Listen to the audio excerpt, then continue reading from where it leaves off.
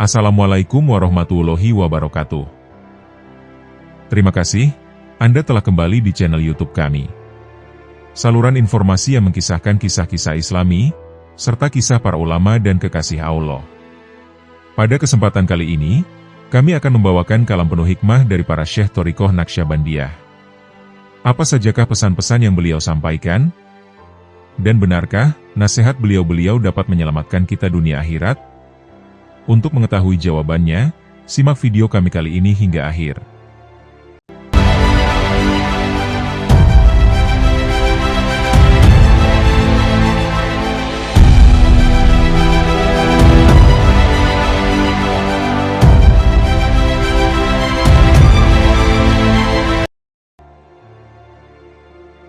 Kata-kata hikmah dari Syekh Muhammad Nazim Adil Al-Haqqani. Sebagaimana kalian mempercayai mursyid, dia juga harus mempercayai kalian, agar kalian dapat menjaga apa yang telah diamanahkan. Yang lebih penting daripada ilmu ialah pemindahan ilmu tersebut dari hati ke hati. Kedaulatannya adalah melalui kekekalannya. Kita tidak minta untuk dikenali dan menjadi sesuatu. Karena selagi kita menginginkannya, maka kita masih belum lagi sempurna. Perjumpaan dengan para aulia meringankan beban kita, dan kita akan merasa ringan dan gembira. Adalah mustahil untuk kita memahami diri kita, sebab sekurang-kurangnya kita perlu melihat cermin, karena tiada siapapun yang dapat mengenali kepincangan di dalam dirinya. Saya tidak berkata, ikut saya karena saya tahu siapa yang akan ikut. Keikhlasan dan politik tidak serasi, sebagaimana iman dan penipuan. Perbedaan kamu dengan mursyidmu ialah kamu bermegah-megahan. Urusan thariqat adalah serius, dan kami ingin membuat kamu bertanggung jawab. Tujuan kita adalah untuk melindungi serta melukiskan Nabi Muhammad SAW, dan sifat-sifat beliau yang luhur dan agung, baginya sholawat dan salam, serta bagi ahli bait dan sahabat-sahabat beliau, yang untuk ini Allah mendukung kita. Murid yang sesungguhnya dalam Thariqah Naqsyabandiyah Haqqani adalah sahabat, penolong, dan pendukung dari setiap pembela Sayyidina Muhammad SAW. Dan adalah tugas kita untuk bersahabat dan berasosiasi dengan para pembela seperti itu, karena mereka berada pada jalan Maulana, tak peduli apakah mereka adalah Naqsyabandi atau bukan. Sudah menjadi suatu aturan yang disepakati di antara rijal Allah, para kekasih Allah, bahwa keragaman jalan ini adalah diperuntukkan bagi mereka yang belum terhubungkan, dan mereka yang belum mencapai akhir perjalanan, dan bagi mereka yang belum mendapatkan amanatnya.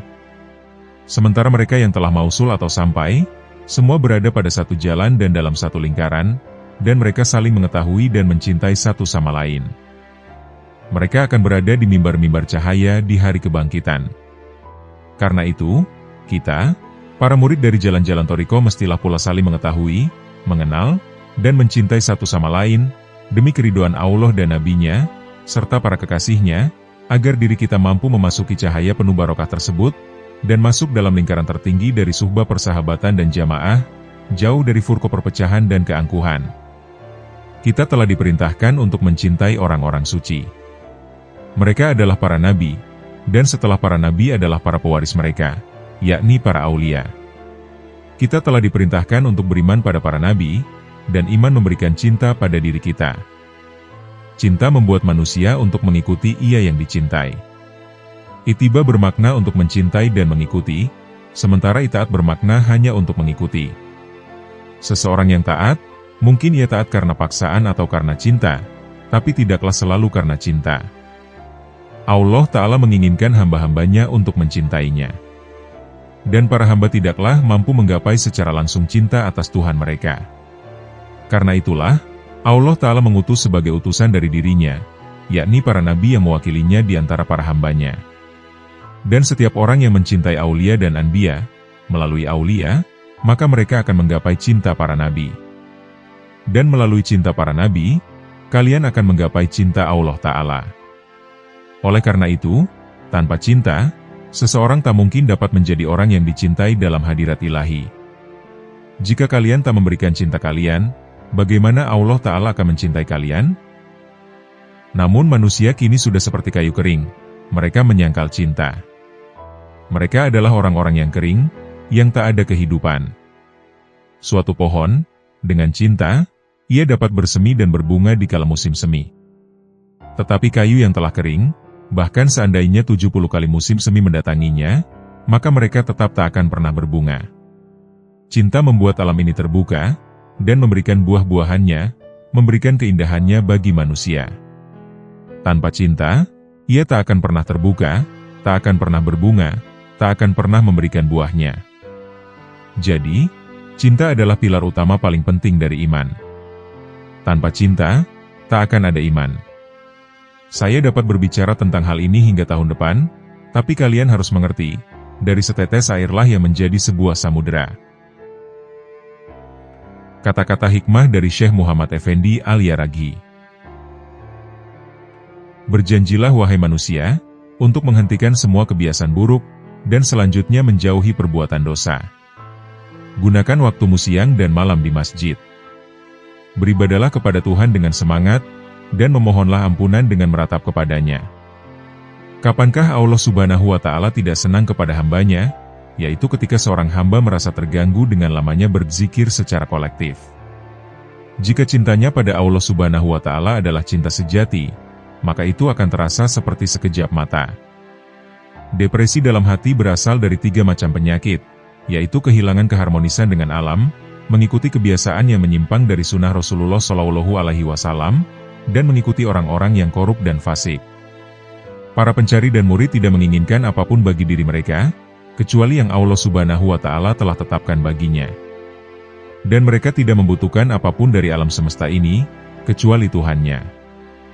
Ketika hati sangat mendambakan untuk menyaksikan zat Allah Azza wa Jalla, maka Allah Subhanahu wa Ta'ala akan mengirimkan sifat-sifatnya, sehingga mereka akan menjadi tenang, tentram dan merasa sangat bahagia. Cinta seorang beriman bagaikan sebuah cahaya dalam hatinya. Islam berarti menyerahkan hatimu kepada Tuhanmu, dan tidak menyakiti orang lain, baik dengan perkataan maupun perbuatan. Allah tidak akan pernah mengangkat seseorang yang mencintai uang. Barang siapa mendatangi Allah Subhanahu wa Ta'ala dengan hatinya, maka Allah Subhanahu wa Ta'ala akan mengirimkan hati seluruh hambanya kepadanya. Jika para pecinta mengungkapkan cinta mereka kepadanya, maka dari deskripsinya itu setiap pecinta akan meninggal. Kalian bukan Muslim, bukan Kristen dan bukan pula ateis. Rasulullah Shallallahu Alaihi Wasallam bersabda, dia yang mematuhi Al-Quran dan menyebarkan syariahku adalah seorang Muslim sejati. Dia yang bertindak menurut perintahku, dia akan berdiri di surga lebih tinggi daripada semua aulia yang telah mendahuluiku. Kata-kata hikmah dari Syekh Syarafuddin Ad-Dagestani. Melalui pemahaman akal saja, manusia tidak mungkin bisa memanen buah dari rahasia-rahasia Allah. Tubuh manusia tidak dapat mencangkup realitas makna mengenai Allah Subhanahu wa Ta'ala. Tubuh manusia mustahil mencapai kerajaan yang tersembunyi dari Yang Maha Uni. Jika para pencari terus melakukan zikir dengan nama Allah yang Maha Suci, maka dia akan mulai berjalan di tempat zikir itu, yang jumlahnya ada 7 tingkatan. Setiap pencari yang terus melakukan zikir Allah dalam hati, mulai dari 5.000 hingga 48.000 pada setiap harinya, dan dia akan mencapai tingkat kesempurnaan dalam zikir itu. Pada saat itu dia akan menemukan bahwa hatinya terus mengucapkan nama Allah, Allah, Allah, tanpa perlu menggerakkan lidah. Dia akan membangun kekuatan internal dengan membakar kotoran di dalamnya, karena api zikir melalap semua pengotor hati. Tidak ada yang tersisa kecuali permata yang bersinar dengan kekuatan spiritual. Beliau tidak pernah menyebutkan sesuatu yang telah berlalu. Beliau tidak pernah menerima suatu gunjingan dan akan mengusir pelakunya dari asosiasi. Setiap orang yang duduk dalam asosiasinya, mereka akan merasakan bahwa kecintaan akan dunia akan lenyap dari hati mereka. Beliau mengatakan, jangan duduk tanpa berzikir, karena kematian selalu mengikutimu. Beliau berkata, peristiwa yang paling membahagiakan bagi umat manusia adalah ketika dia meninggal. Karena ketika dia meninggal dosanya juga ikut mati bersamanya. Setiap pencari yang tidak membiasakan diri dan melatih dirinya untuk berpuasa di siang hari, dan bangun di malam hari untuk beribadah, dan melayani saudaranya, dia tidak akan memperoleh kebaikan dalam thariqah ini. Setiap orang mempunyai karakter baik yang bercampur dengan karakter buruk. Ketika kamu melakukan baiat, seluruh perbuatan buruk yang telah engkau lakukan sebelumnya akan diganti dengan perbuatan baik, kecuali 2 hal, yaitu keinginan seksual dan kemarahan. Beliau berkata, wahai anakku, Kita adalah hamba-hamba yang berada di depan pintu Rasulullah Shallallahu Alaihi Wasallam dan di depan pintu Allah Subhanahu wa Ta'ala. Apapun yang kita minta dari mereka, mereka akan menerima permintaan kita, karena kita berada dalam kehadiratnya, dan kita adalah satu. Apa yang kami inginkan darimu adalah, agar kamu senantiasa melakukan zikir tarekat Naqshbandi. Kata-kata hikmah dari Syekh Abu Ahmad As-Sughuri.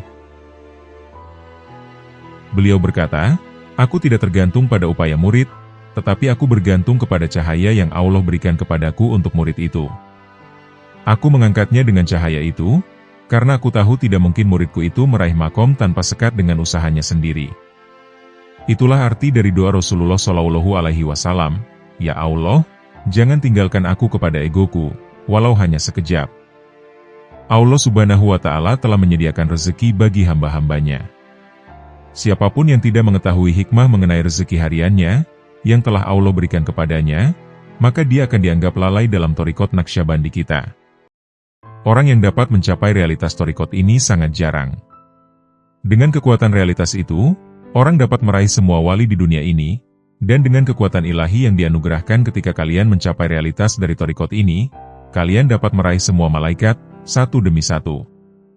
Cahaya spiritual yang Allah Subhanahu wa Ta'ala berikan kepadamu di jalan ini, adalah penunjuk jalan yang menerangi jalan menuju kehadirat ilahi tanpa rasa takut.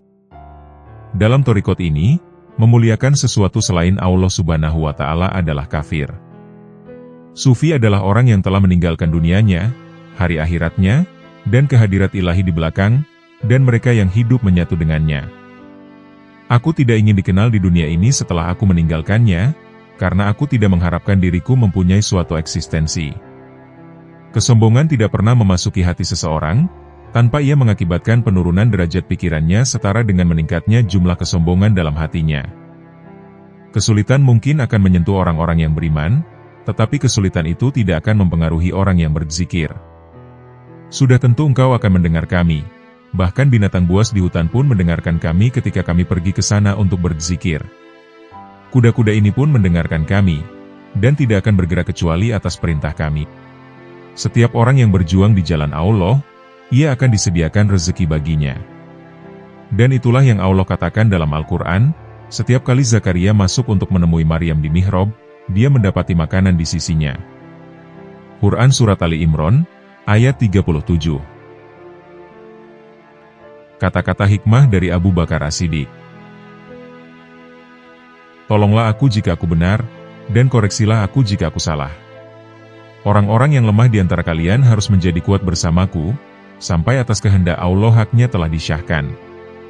Orang-orang yang kuat di antara kalian harus menjadi lemah bersamaku. Sampai jika Allah menghendaki aku akan mengambil apa yang harus dibayarnya. Patuhilah aku, selama aku patuh kepada Allah dan Rasulullah. Apabila aku tidak mematuhi Allah dan Rasulullah, maka jangan patuhi aku lagi. Tidak ada pembicaraan yang baik, jika tidak diarahkan untuk memperoleh ridho Allah Subhanahu wa Ta'ala. Tidak ada manfaat dari uang, jika tidak dibelanjakan di jalan Allah. Tidak ada kebaikan dalam diri seseorang, jika kebodohannya mengalahkan kesabarannya. Dan jika seseorang tertarik dengan pesona dunianya yang rendah, Allah tidak akan ridho kepadanya, selama dia masih menyimpan hal itu dalam hatinya. Kita menemukan kedermawanan dalam takwa, kesadaran akan Allah, kekayaan dalam yakin, kepastian, dan kemuliaan dalam kerendahan hati. Waspadalah terhadap kebanggaan, sebab kalian akan kembali ke tanah, dan tubuhmu akan dimakan oleh cacing. Ketika beliau dipuji oleh orang-orang, beliau akan berdoa kepada Allah, dan berkata, "Ya Allah, Engkau mengenalku lebih baik dari diriku sendiri, dan aku lebih mengenal diriku daripada orang-orang yang memujiku. Jadikanlah aku lebih baik daripada yang dipikirkan oleh orang-orang ini mengenai diriku, maafkanlah dosa-dosaku yang tidak mereka ketahui, dan janganlah jadikan aku bertanggung jawab atas apa yang mereka katakan. Jika kalian mengharapkan berkah Allah, berbuatlah baik terhadap hamba-hambanya." Suatu hari beliau memanggil Umar radhiyallahu anhu, dan menasihatinya sampai Umar menangis. Abu Bakar berkata kepadanya, "Jika engkau memegang nasihatku, engkau akan selamat, dan nasihatku adalah harapkan kematian selalu dan hidup sesuai dengannya." Maha suci Allah, yang tidak memberi hamba-hambanya jalan untuk mendapat pengetahuan mengenainya, kecuali dengan jalan ketidakberdayaan mereka, dan tidak ada harapan untuk meraih pencapaian itu. Kata-kata hikmah dari Syekh Alauddin Al-Bukhari Al-Attar. Apabila dalam keadaan depresi, engkau harus banyak beristighfar, memohon ampunan Allah, dan apabila dalam keadaan bergembira, harus banyak bersyukur kepada Allah Subhanahu wa Ta'ala. Sebagai pertimbangan kedua keadaan ini, kontraksi atau menciut, dan ekspansi atau mengembang, adalah arti dari wukuf zamani. Aku diberi kekuatan oleh Syekhku, Syekh Naqsyabandi, sedemikian rupa, sehingga bila aku ingin memfokuskan setiap orang di alam semesta ini, aku akan mengangkat mereka semua ke tingkat ihsan. Niat dalam berholwat adalah untuk meninggalkan segala hubungan duniawi, dan mengarahkan diri kepada kebenaran surgawi. Dikatakan bahwa para pencari dalam pengetahuan eksternal harus memegang teguh tali Allah, sedangkan para pencari pengetahuan internal harus terikat kuat kepada Allah. Ketika Allah membuatmu lupa akan kekuatan duniawi maupun kerajaan surgawi, itu adalah kefanaan yang mutlak. Dan jika Dia membuatmu lupa akan kefanaan yang mutlak itu adalah inti dari kefanaan yang mutlak. Kalian harus berada pada tingkat yang sesuai dengan orang-orang di sekitarmu, dan menyembunyikan keadaanmu yang sebenarnya dari mereka, karena Rasulullah bersabda, Aku telah diperintahkan untuk berbicara kepada orang-orang, sesuai dengan apa yang bisa dimengerti oleh hati mereka. Waspadalah dalam menyakiti hari para sufi. Jika engkau menginginkan persahabatan mereka, pertama kalian harus belajar bagaimana bertingkah laku di hadapan mereka. Kalau tidak, maka kalian akan menyakiti diri sendiri, karena jalan mereka adalah jalan yang paling lembut.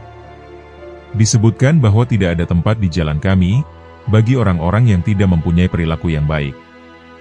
Jika kalian berpikir bahwa kalian telah berperilaku baik, berarti engkau salah, karena memandang dirimu baik adalah suatu kesombongan. Manfaat yang dapat dipetik dari ziarah ke makam syekh kalian, tergantung dari pengetahuanmu tentang mereka.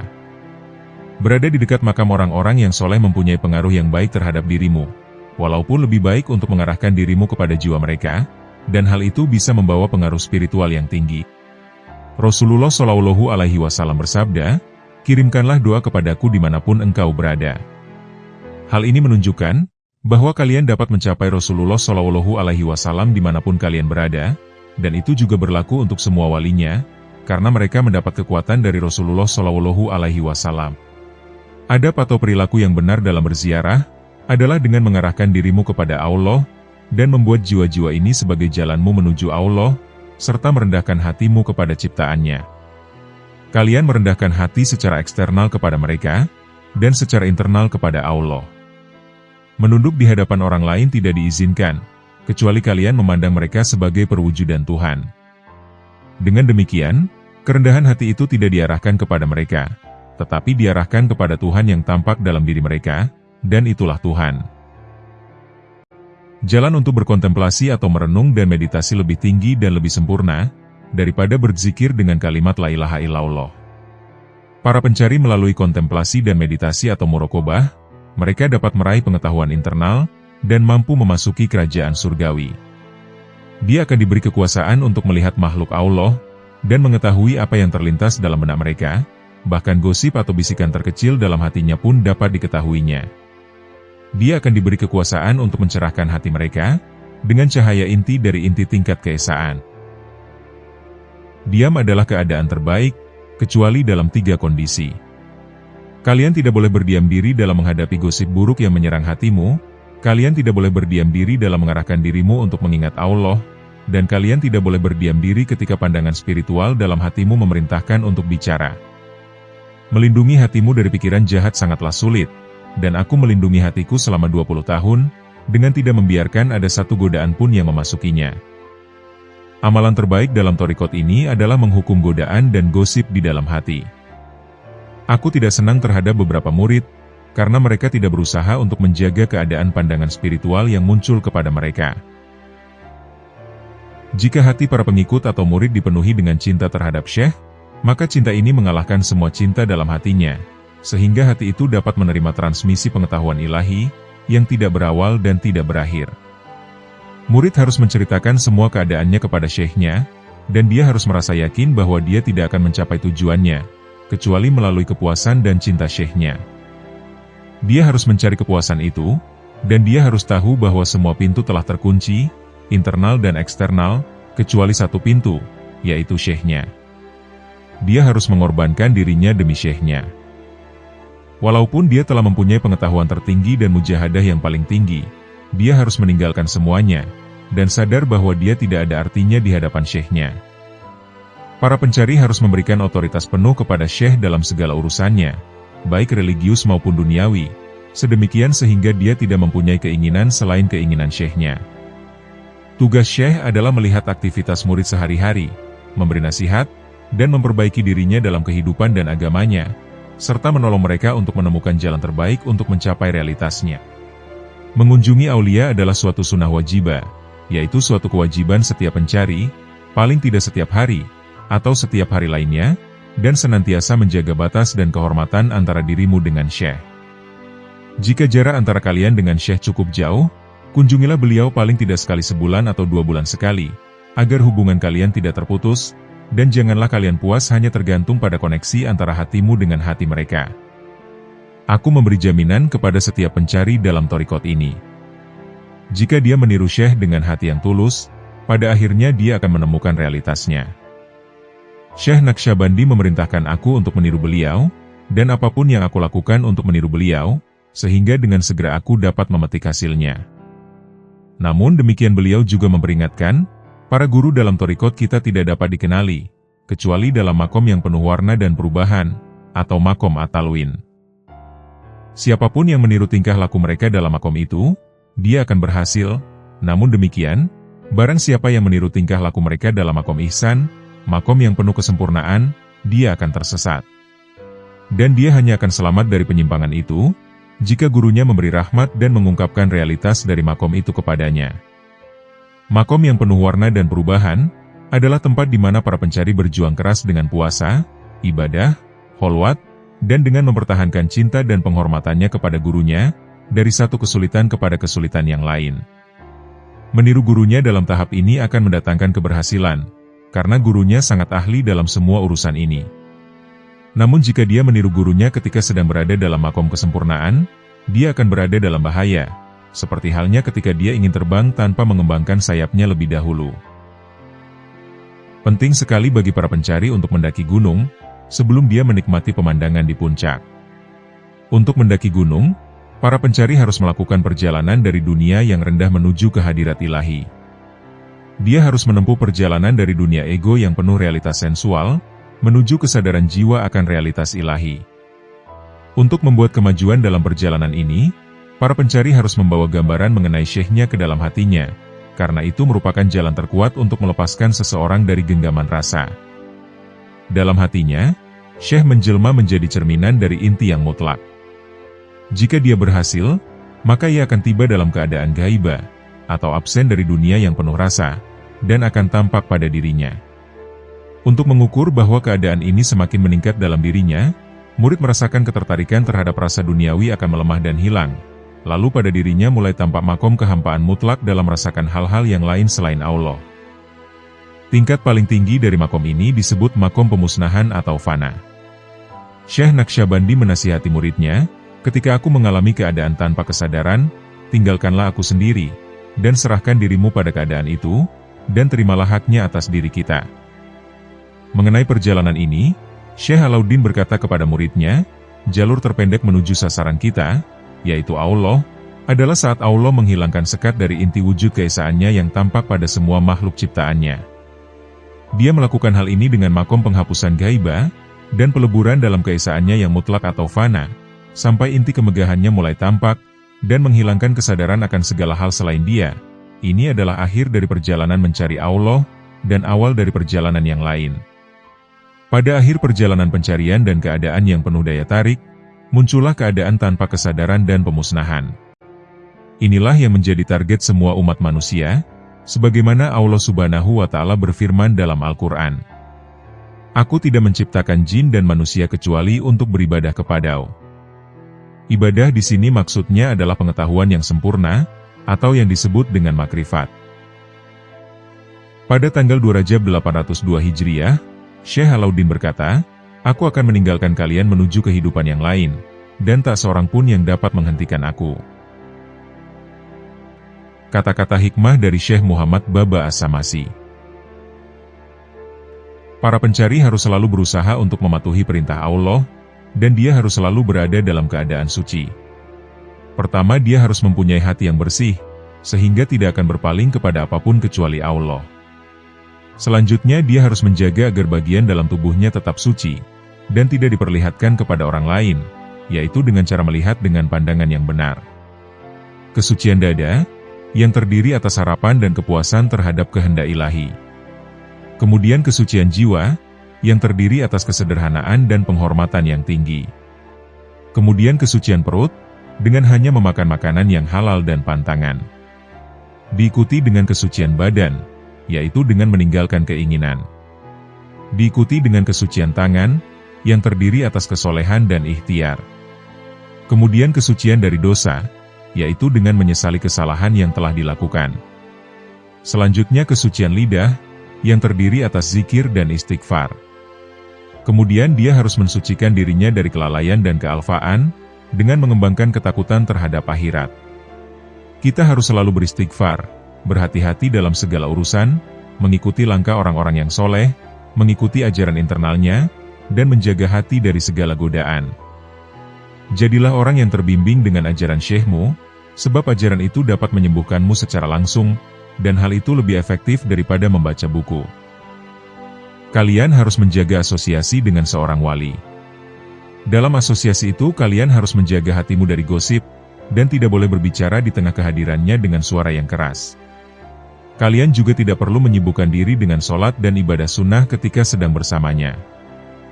Jagalah kebersamaannya dalam segala hal. Jangan berbicara ketika mereka sedang berbicara.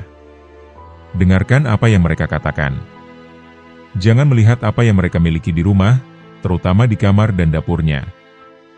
Jangan berpaling kepada syekh yang lain, tetapi yakinlah bahwa syekhmu akan membuatmu tiba di tujuanmu. Jangan menyambungkan hatimu dengan syekh yang lain, bisa saja kalian akan terluka karena melakukan hal itu. Tinggalkan apapun yang telah kalian kumpulkan semasa kanak-kanakmu. Dalam menjaga kehadirat syekhmu, kalian tidak boleh menyimpan sesuatu dalam hatimu, kecuali Allah Subhanahu wa Ta'ala dan namanya. Suatu ketika aku bertemu dengan syekhku, Syekh Ali Ar-Ramitani. Ketika aku memasuki kehadiratnya, beliau berkata kepadaku, "Wahai anakku, aku kirimkan keinginan Miraj ke dalam hatimu." Segera setelah beliau mengatakan hal itu, beliau menempatkan diriku ke dalam keadaan dengan panorama spiritual, di mana aku melihat diriku berjalan siang dan malam, dari negeriku menuju Masjid Al-Aqsa. Aku memasuki masjid, dan aku melihat seseorang yang berpakaian serba hijau di sana. Beliau berkata kepadaku, "Selamat datang, kami telah menantimu sejak lama." Aku berkata, "Wahai syekhku, aku meninggalkan negeriku pada tanggal sekian." "Tanggal berapa sekarang?" Beliau menjawab, "Hari ini adalah 27 Rajab." Aku sadar bahwa aku telah melakukan perjalanan selama 3 bulan untuk mencapai masjid itu, dan yang membuatku terkejut adalah bahwa aku tiba di malam yang sama dengan malam Isra Miraj Rasulullah. Beliau berkata kepadaku, "Syekhmu, Sayyid Ali Ar-Ramitani telah menantimu sejak lama di sini." Aku masuk ke dalam, dan syekhku sudah siap untuk menjadi imam dalam rangkaian sholat malam. Setelah menyelesaikan sholatnya, beliau menoleh kepadaku dan berkata, "Wahai anakku, aku telah diperintahkan oleh Rasulullah SAW untuk menemanimu, dari Masjid Kubah ke Sidratul Muntaha, tempat yang sama di mana beliau mengalami Miraj." Ketika beliau selesai berbicara, orang yang serba hijau itu membawa 2 makhluk yang tidak pernah kulihat sebelumnya. Kami menunggangi kedua makhluk tersebut, dan mengangkasa. Setiap kali kami naik, kami mendapatkan pengetahuan yang terdapat di tingkat antara bumi dan surga itu. Mustahil melukiskan apa yang kami lihat dan kami pelajari dalam Miraj itu, karena kata-kata tidak bisa mengekspresikan apa yang berhubungan dengan hati. Kata-kata tidak bisa mengungkapkannya, kecuali dengan merasakan dan mengalaminya sendiri. Kami melanjutkan Miraj, kami sampai tiba di makom realitas Rasulullah SAW, yakni Al-Haqiqah Al-Muhammadiyah, yang berada di kehadirat ilahi. Setelah kami memasuki tingkatan ini, syekhku lenyap, dan aku pun lenyap. Kami melihat bahwa tidak ada lagi yang eksis di alam semesta ini, kecuali Rasulullah Shallallahu Alaihi Wasallam sendiri. Kami rasa tidak ada yang berada di makom selanjutnya, kecuali Allah Subhanahu wa Ta'ala sendiri.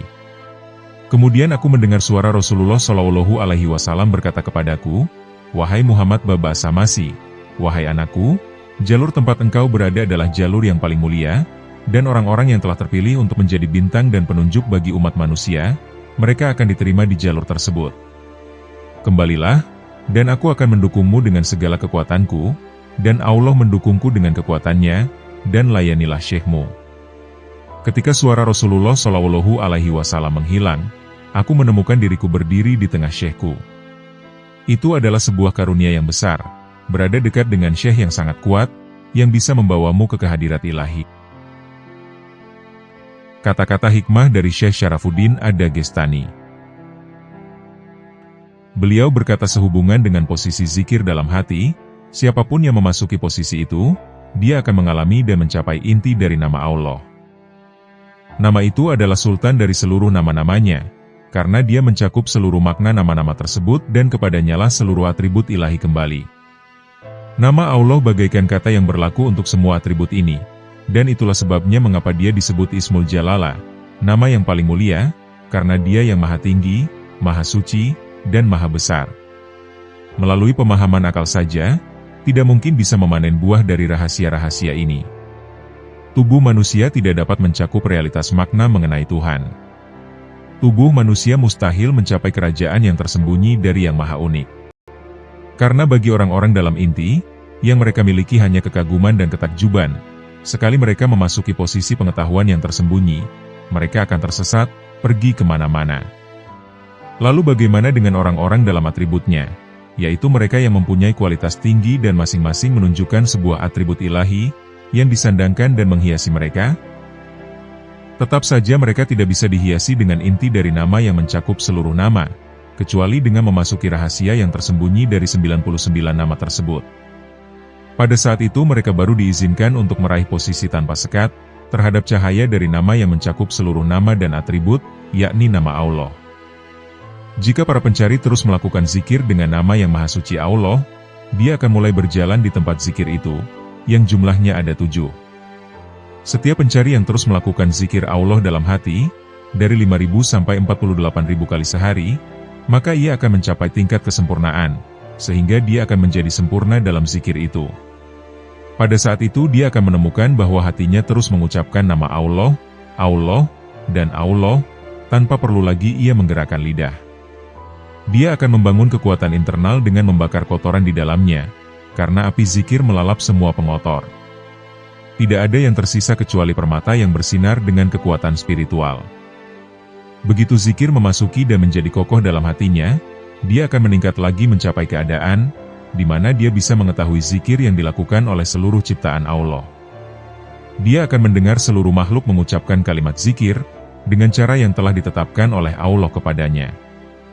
Dia mendengar setiap makhluk berzikir dengan nada masing-masing, dan irama yang berbeda satu sama lain.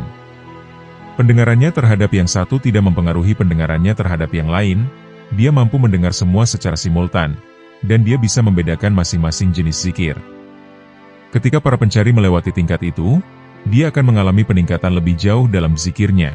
Dia akan melihat bahwa setiap orang yang diciptakan oleh Allah melakukan zikir yang sama dengan dirinya. Pada saat itu dia akan menyadari bahwa dia telah mencapai kesatuan yang unik dan sempurna. Semua melakukan zikir yang sama, dan menggunakan kata-kata yang sama.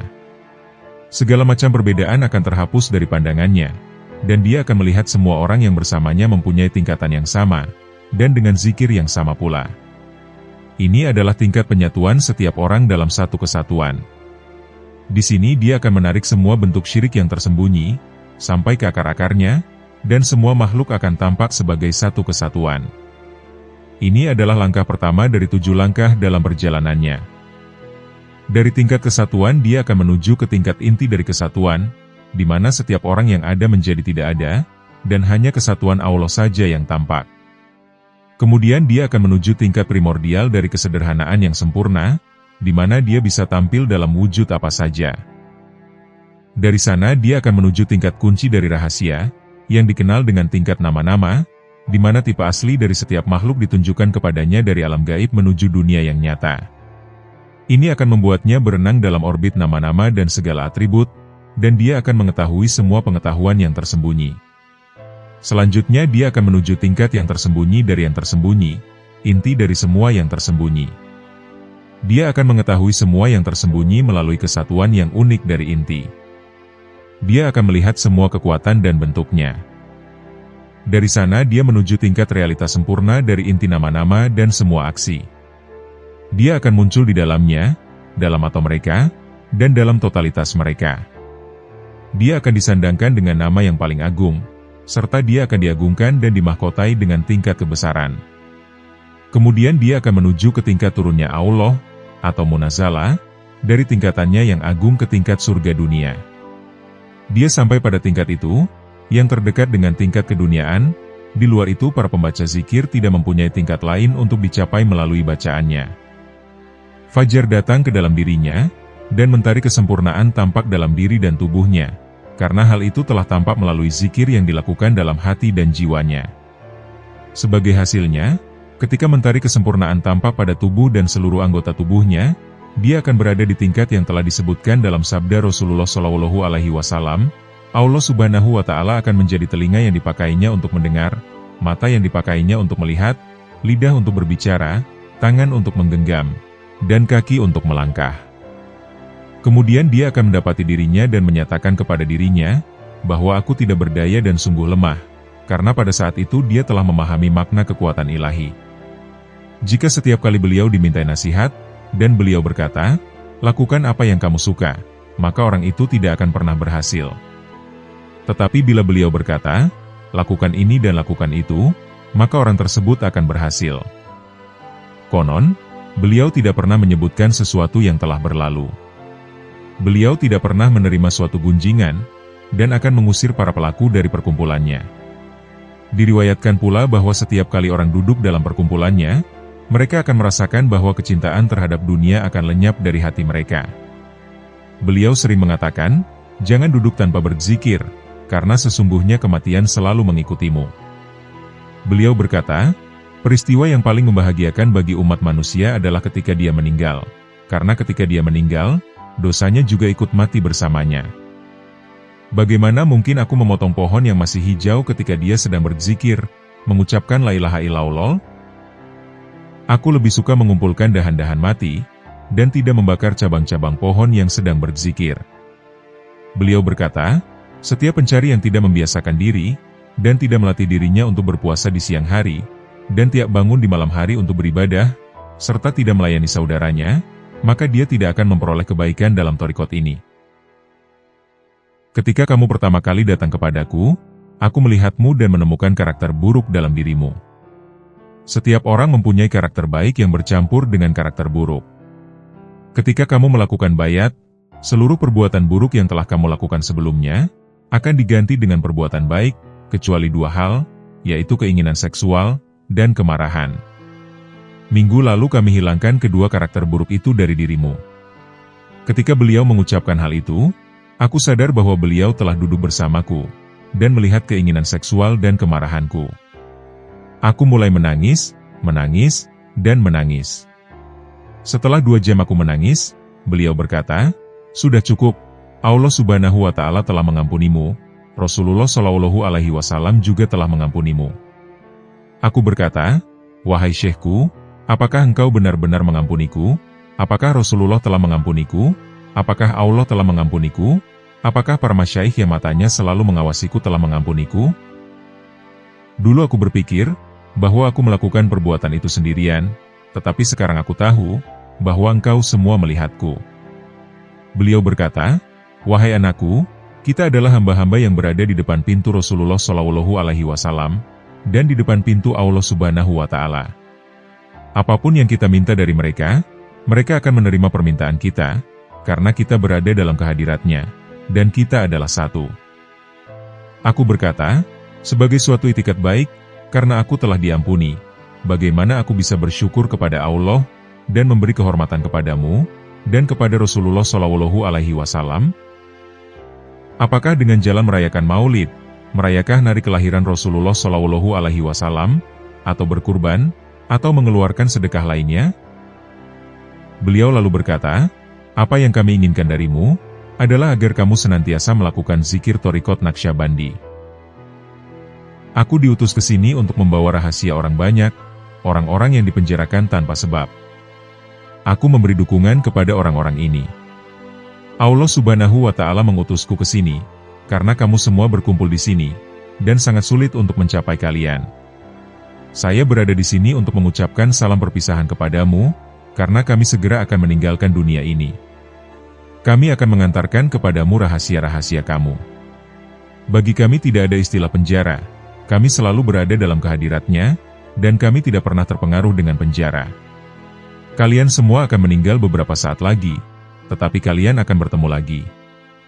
Dan ketika seorang tokoh penting meninggal, barulah kalian semua akan bertemu kembali.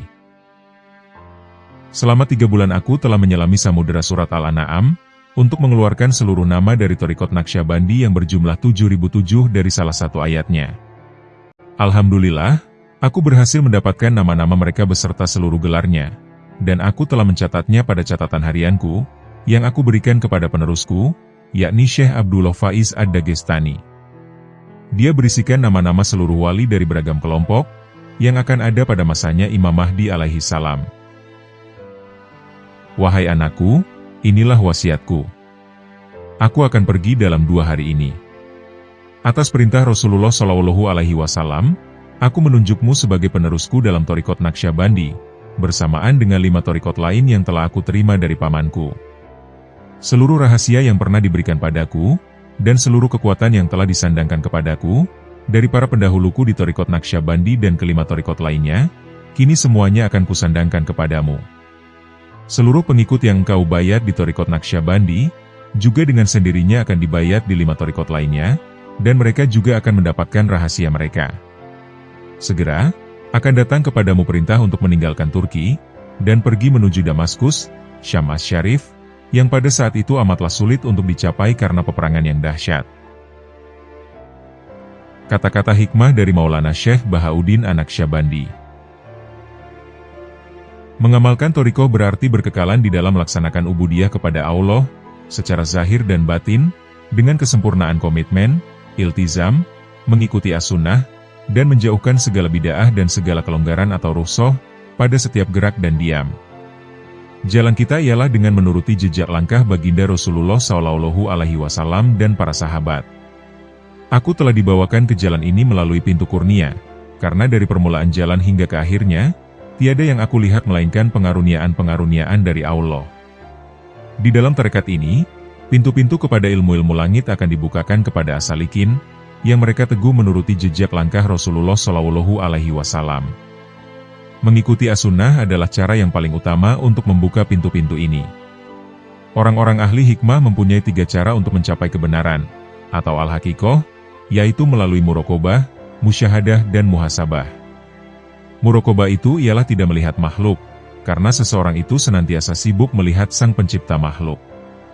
Maksud musyahadah ialah memandang kecemerlangan nur yang diterima di dalam hati. Dan maksud muhasabah ialah tidak mengizinkan segala ahwal yang telah diperoleh, menjadi batu penghalang bagi mencapai makom-makom yang lebih tinggi. Para ahlul itu tidak pernah merasa kagum dengan amalan-amalan mereka, dan mereka sentiasa beramal demi cinta kepadanya. Barang siapa yang mengambil daripada tangan kami, dan menuruti jejak langkah kami, dan mencintai kami, apakah dia itu dekat ataupun jauh, berada di timur atau di barat, maka akan kami minumkan dia dari sungai kecintaan, dan akan kami berikan dia cahaya pada setiap hari. Jalan kita ialah melalui pergaulan yang baik. Mengutamakan diri dapat mengakibatkan seseorang itu menjadi masyhur, dan hal ini ada bahaya. Kebaikan terletak di dalam bersahabat. Barang siapa yang mengikuti jalan ini, ia akan memperolehi banyak manfaat dan barokah, yakni melalui pertemuan-pertemuan yang ikhlas dan yang benar. Barang siapa yang menziarahi kami, tanpa memperolehi faedah yang mereka perlukan dibanding kami, sesungguhnya mereka tiadalah sedang menziarahi kami, dan mereka tidak akan merasa berpuas hati. Barang siapa yang mempunyai keinginan untuk berkata-kata dengan kami tidak akan mendengar apa-apa.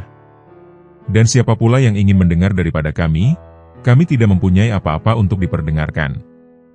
siapa yang menerima apa yang diberikan tanpa menganggapnya remeh, maka ia akan diberikan tambahan.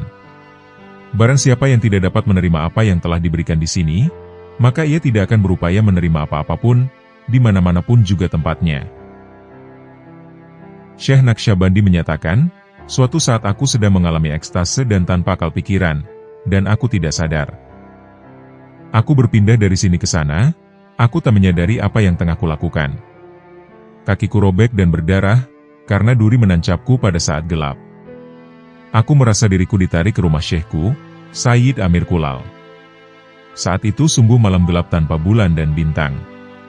Udara amat dingin, dan aku tak memiliki apapun, kecuali sebuah jubah kulit yang sudah usang. Ketika aku tiba di rumahnya, aku menemukan beliau sedang duduk bersama para sahabatnya. Ketika beliau melihatku, beliau berkata kepada para pengikutnya, bahwa dia keluar, aku tak menginginkan dia berada di rumahku. Mereka lalu mengeluarkanku, dan aku merasakan ego berusaha menguasaiku, mencoba meracuni kepercayaanku kepada syekhku. Pada saat itu, hanya perlindungan Allah dan rahmat-Nya lah, satu-satunya pendukungku dalam menerima penghinaan ini. Demi Allah dan demi syekhku, lalu aku berkata pada egoku, aku tak memperkenankanmu untuk meracuni kepercayaanku terhadap syekhku. Aku begitu lelah dan tertekan, sehingga aku merendahkan hati di depan pintu kesombongan, meletakkan kepalaku di bawah pintu rumah guruku, dan bersumpah dengan nama Allah, bahwa aku tak akan pindah, sampai beliau menerimaku kembali. Salju mulai turun, dan udara yang begitu dingin menembus tulangku, membuatku gemetar dalam gelapnya malam. Bahkan cahaya rembulan tak ada untuk sedikit pun membuatku merasa nyaman. Aku ingat keadaan tersebut, hingga aku membeku. Namun cinta akan pintu ilahi syekhku yang ada dalam hatiku, itulah yang membuatku tetap hangat. Subuh pun datang, dan syekhku keluar dari pintu, tanpa melihatku secara fisik. Beliau menginjak kepalaku, yang saat itu masih berada di bawah pintunya. Merasakan adanya kepalaku, dengan segera beliau menarik kakinya, membawaku ke dalam rumahnya, dan berkata kepadaku, "Wahai anakku, kau telah dihiasi dengan pakaian kebahagiaan, kau telah dihiasi dengan pakaian cinta ilahi, kau telah dihiasi dengan pakaian yang tidak pernah aku dan syekhku kenakan. Allah senang denganmu, Rasulullah senang denganmu, semua syekh dari mata rantai emas senang denganmu." Kemudian dengan telaten dan sangat hati-hati beliau mencabuti duri-duri dari kakiku, dan kemudian membasuh lukaku. Pada saat yang sama beliau menuangkan ilmu pada hatiku, yang tak pernah aku alami sebelumnya. Hal ini membukakan suatu pandangan, di mana aku melihat diriku memasuki rahasia Muhammadur Rasulullah. Aku melihat diriku memasuki rahasia ayat, yang merupakan hakikoh Muhammadiyah, realitas Muhammad Shallallahu Alaihi Wasallam. Hal ini mengantarkan aku untuk memasuki rahasia dari La ilaha illallah, yang merupakan rahasia dari wahdaniyah, keunikan Allah Subhanahu wa Ta'ala. Hal ini lalu mengantar aku untuk memasuki rahasia asma Allah dan atributnya, yang dinyatakan dengan rahasia ahadiyah, atau keesaan Allah. Keadaan-keadaan tersebut tak dapat dilukiskan dengan kata-kata, hanya dapat diketahui lewat rasa di dalam hati. Di awal perjalananku di Thariqat ini, aku biasa berkeliaran di malam hari, dari satu tempat ke tempat lainnya di pinggiran kota Bukhara. Sendirian di gelapnya malam, khususnya di musim dingin, aku mengunjungi pemakaman para waliullah, untuk memetik pelajaran dari yang telah meninggal. Aku akan bangun lebih awal, 3 jam sebelum sholat fajar, berwudu, dan setelah melaksanakan sholat sunnah. Aku akan bersujud, memohon pada Tuhan dengan doa berikut, "Wahai Tuhanku, berilah hamba kekuatan untuk menjalankan kesulitan-kesulitan dan rasa sakit dari cintamu." Lalu aku akan sholat fajar bersama dengan Syekh. Ketika Syekhku keluar, beliau melihat ke arahku dan berkata, seolah-olah beliau telah bersamaku ketika aku berdoa tadi, "Wahai anakku, kau harus mengubah cara berdoamu. Daripada berdoa seperti doamu tadi, lebih baik engkau berdoa, 'Ya Allah, anugerahkanlah ridhomu pada hamba yang lemah ini.'" Tuhan tidak senang hambanya berada dalam kesulitan. Walau Tuhan dalam kearifannya mungkin memberikan kesulitan pada hambanya untuk mengujinya, sang hamba tak boleh meminta untuk berada dalam kesulitan. Hal ini berarti tidak menghormati Tuhanmu. Ketika Syekh Naqsyabandi mendapat pakaian baru, beliau akan memberikannya kepada orang lain untuk dipakai. Setelah mereka memakainya, beliau akan meminjamnya kembali. Ketika seorang syekh memintanya untuk menjadi muridnya, beliau menjawab, "Wahai syekhku, aku adalah anak dari orang lain, dan aku adalah pengikutnya. Bahkan bila kau tawarkan untuk merawatku dengan susu dari makom yang lebih tinggi, aku tak dapat menerimanya, kecuali dari seseorang yang kepadanya aku berikan hidupku, dan daripadanya aku mengambil bayat." Aku duduk bersama seorang teman dalam pengasingan Kholwat.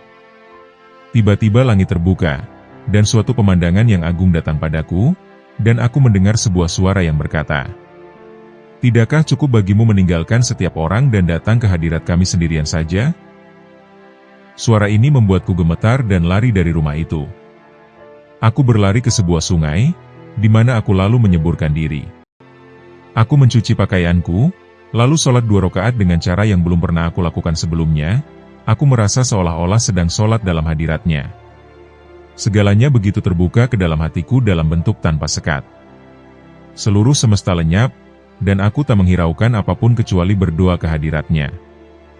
Bila aku menemukan sesuatu, aku bersyukur kepada Allah, dan bila tidak, aku bersabar. Jangan abaikan hal sekecil apapun dari kebaikan dan perbuatan-perbuatan mulia yang telah ditunjukkan oleh Rasulullah SAW. Untuk menyangkal keberadaanmu, serta untuk mengacuhkan dan mengabaikan egomu, adalah yang berlaku dalam thariqat ini. Aku melihat bahwa setiap orang menyediakan suatu manfaat dan hanya akulah yang tak memberikannya. Ya Allah, anugerahilah aku dengan setetes dari samudra rahmat dan berkah-Mu. Dan jawabannya datang, Kau hanya meminta setetes dari kemaha pemurahan kami. Hal ini laksana jutaan tamparan keras di wajahku, dan sengatannya tersisa di pipiku selama berhari-hari. Kemudian suatu hari aku berkata, "Ya Allah, anugerahilah hamba dari samudra rahmat dan berkah-Mu, serta kekuatan untuk membawanya." Apakah di balik cerita Rasulullah SAW, sebagian dari iman adalah memindahkan apa-apa yang membahayakan dari jalan? Yang beliau maksud dengan yang membahayakan itu adalah ego, dan yang beliau maksud dengan jalan adalah jalan menuju Allah Subhanahu wa Ta'ala, sebagaimana dia berfirman kepada Bayazid Al-Bistami, "Tinggalkan egomu, dan datanglah pada kami." Suatu ketika beliau ditanya, apa yang dimaksud dengan berjalan dalam jalur? Beliau berkata, detailnya dalam pengetahuan spiritual. Mereka bertanya, apakah detail dalam pengetahuan spiritual itu? Beliau lalu menjawab, orang yang mengetahui dan menerima apa yang dia ketahui, ia akan diangkat dari keadaan bukti nyata kepada keadaan penglihatan. Barang siapa yang meminta untuk berada di jalan Allah, maka dia telah meminta jalan penderitaan.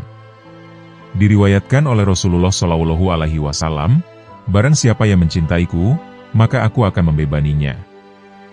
Seseorang datang kepada Rasulullah SAW dan berkata, "Wahai Nabi, aku mencintaimu." Dan Nabi lalu berkata, "Maka bersiaplah untuk menjadi miskin." Lain waktu, orang lain lagi datang kepada Rasulullah dan berkata, "Ya Rasulullah, aku mencintai Allah." Dan Rasulullah berkata, "Maka siapkanlah dirimu untuk penderitaan." Beliau membaca sebuah ayat, "Setiap orang mendambakan kebaikan, namun tak seorang pun telah meraih kenaikan, melainkan dengan mencintai Sang Pencipta kebaikan." Beliau berkata, barang siapa yang mencintai dirinya sendiri, ia harus menyangkal dirinya. Dan barang siapa yang menginginkan yang lain selain dirinya sendiri, sesungguhnya yang diinginkannya hanyalah dirinya sendiri. Ada 3 jalan di mana para murid meraih pengetahuannya: muraqabah atau perenungan, musyahadah atau penglihatan, muhasabah atau penghitungan. Dalam keadaan perenungan, si pencari melupakan makhluk, dan hanya mengingat Sang Kholik saja. Dalam keadaan penglihatan, ilham dari yang gaib mendatangi hati si pencari dengan disertai 2 keadaan, yakni penciutan dan pengembangan. Pada keadaan penciutan, penglihatan adalah tentang kemahakuasaan, dan pada keadaan pengembangan, penglihatan adalah tentang kemahaindahan. Pada keadaan penghitungan, si pencari mengevaluasi setiap jam yang telah lewat, apakah dia berada seluruhnya bersama Allah, ataukah dia berada seluruhnya bersama dunia. Si pencari dalam thariqat ini pastilah amat sibuk menolak bisikan setan dan godaan egonya. Dia mungkin menolaknya, bahkan sebelum mereka mencapainya, atau dia mungkin menolaknya setelah mereka mencapainya.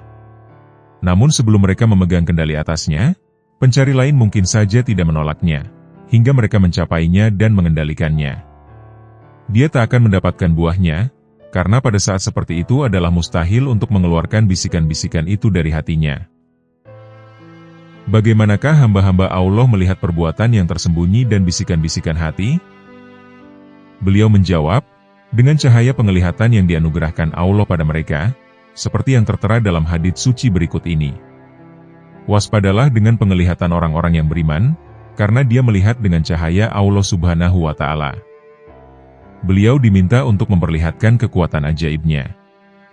Beliau berkata, keajaiban apakah yang lebih dahsyat yang ingin kau lihat, daripada kenyataan bahwa kita masih berjalan di muka bumi ini dengan semua dosa di atas dan sekeliling kita. Beliau ditanya, siapakah para pembaca, dan siapakah gerangan sang sufi yang dimaksud oleh Junaid dengan kata-kata, putuskanlah dirimu dari para pembaca kitab-kitab, dan bergabunglah dengan para sufi. Beliau berkata, para pembaca adalah orang yang sibuk dengan kata-kata dan nama-nama, dan sufi adalah seseorang yang sibuk dengan intisari dari nama-nama tersebut. Beliau memperingatkan, bila seorang murid, seorang syekh, atau siapapun bicara tentang suatu keadaan yang belum didapatkannya, Allah Subhanahu wa Ta'ala akan mencegahnya dari mencapai keadaan tersebut. Beliau berkata, cermin dari setiap syekh memiliki 2 arah, namun cermin kita memiliki 6 arah. Apa yang dimaksudkan dengan al-hadis, aku beserta orang-orang yang mengingatku, merupakan bukti nyata yang mendukung orang-orang yang di dalam hatinya senantiasa mengingatnya. Dan sabda Nabi yang lainnya berbicara atas nama Allah, puasa itu adalah bagiku merupakan suatu pernyataan, bahwa sebenar-benarnya puasa adalah puasa dari segala sesuatu selain Allah. Beliau ditanya, mengapa mereka disebut al-fuqara, orang yang miskin? Beliau menjawab, karena mereka miskin, namun mereka tak perlu memohon. Seperti halnya Nabi Ibrahim alaihissalam, ketika beliau dilemparkan ke dalam api, dan Jibril alaihissalam datang dan bertanya, apakah kau perlu pertolongan?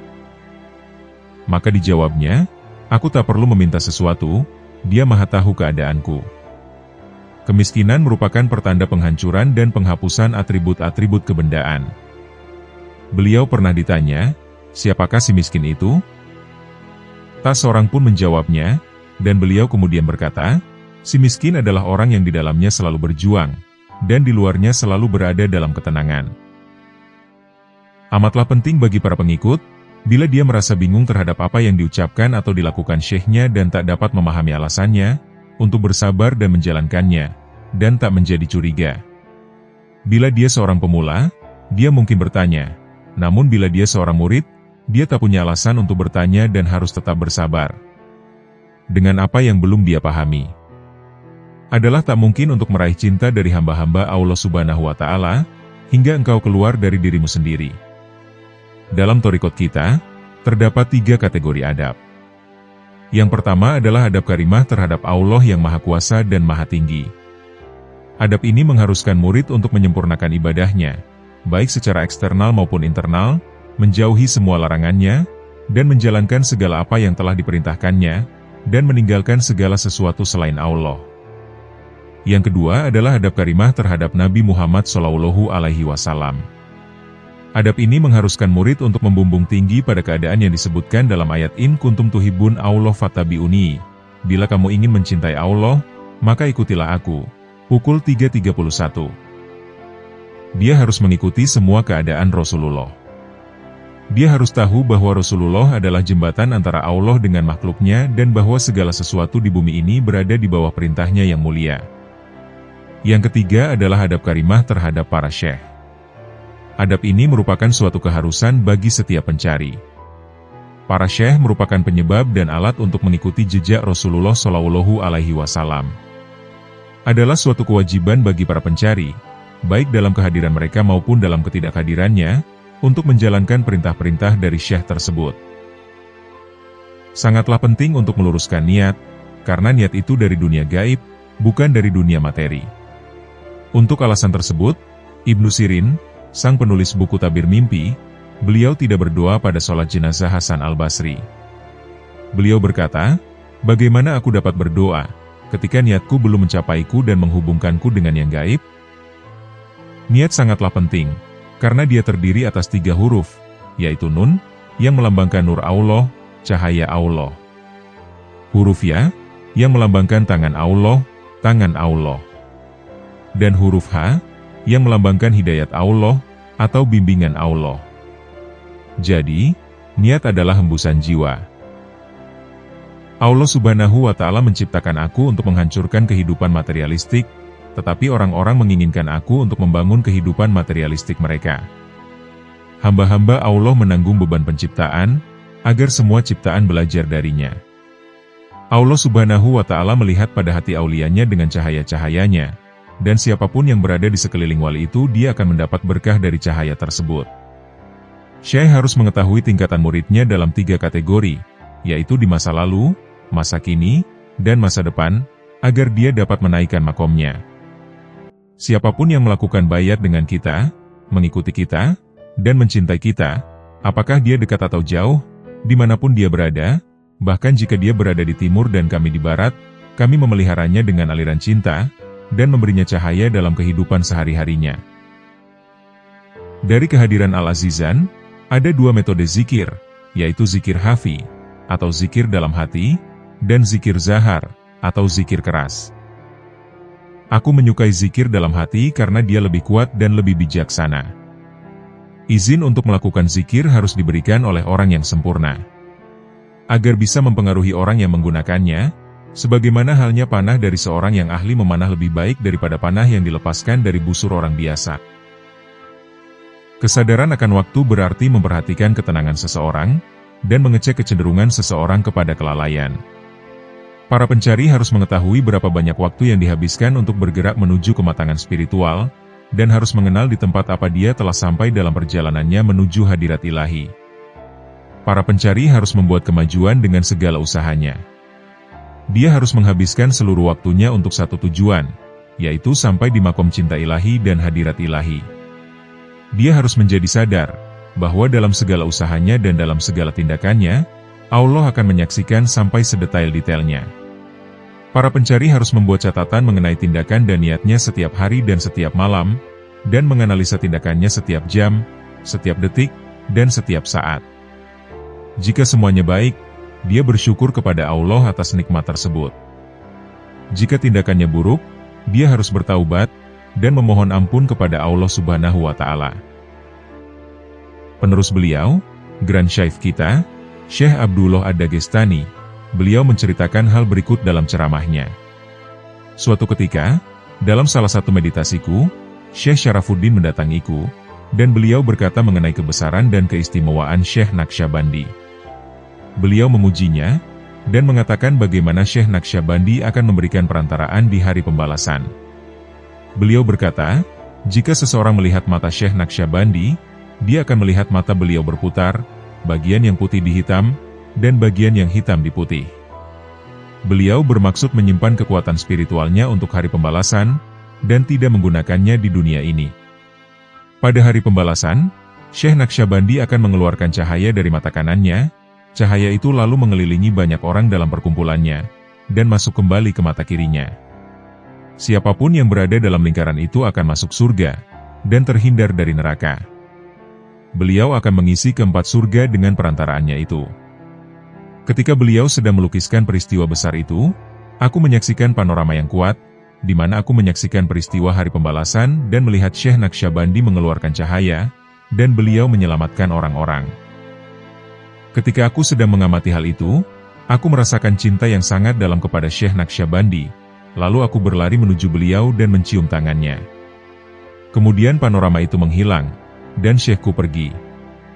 Aku melanjutkan meditasiku pada hari itu dengan berzikir, membaca Al-Quran, dan melakukan sholat. Di malam harinya, setelah melaksanakan sholat Isya, aku mengalami keadaan tidak sadarkan diri, dan menempatkan aku ke dalam keadaan panorama spiritual. Aku melihat Syekh Naqsyabandi memasuki ruangan. Beliau berkata kepadaku, "Wahai anakku, datanglah kepadaku."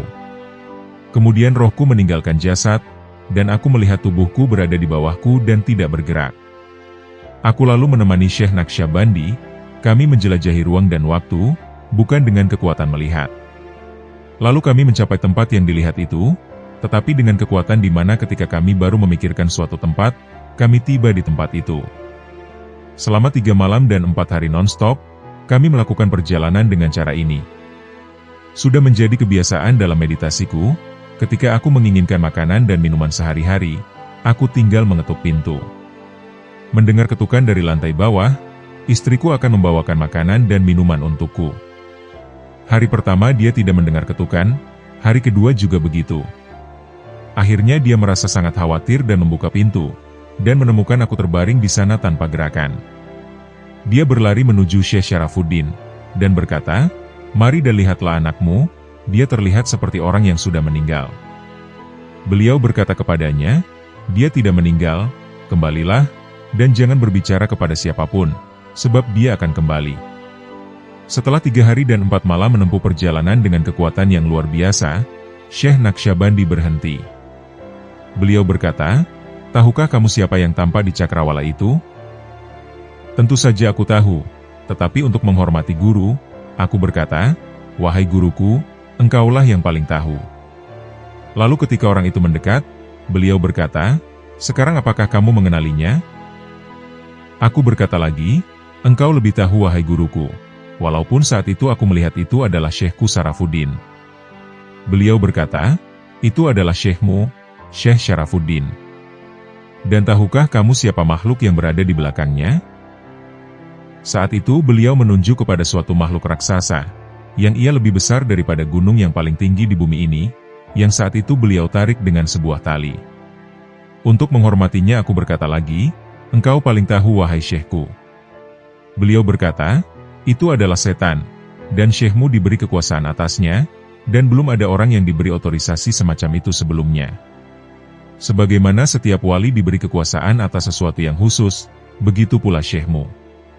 Bidang khususnya adalah, bahwa setiap hari dan setiap malam, atas nama seluruh orang yang telah melakukan dosa karena pengaruh setan, Syekhmu diberi otorisasi untuk membersihkan orang-orang itu atas dosa-dosa mereka, mengembalikan dosa itu kepada setan, dan membawa orang-orang itu dalam keadaan bersih kepada Rasulullah. Kemudian dengan kekuatan spiritualnya, beliau mengangkat hati mereka, mempersiapkan mereka agar bisa masuk ke dalam lingkaran cahaya, yang akan aku sebarkan di hari pembalasan nanti. Aku akan mengisi 4 surga dengan cara ini." Inilah yang menjadi spesialisasi Syekh Syarafuddin.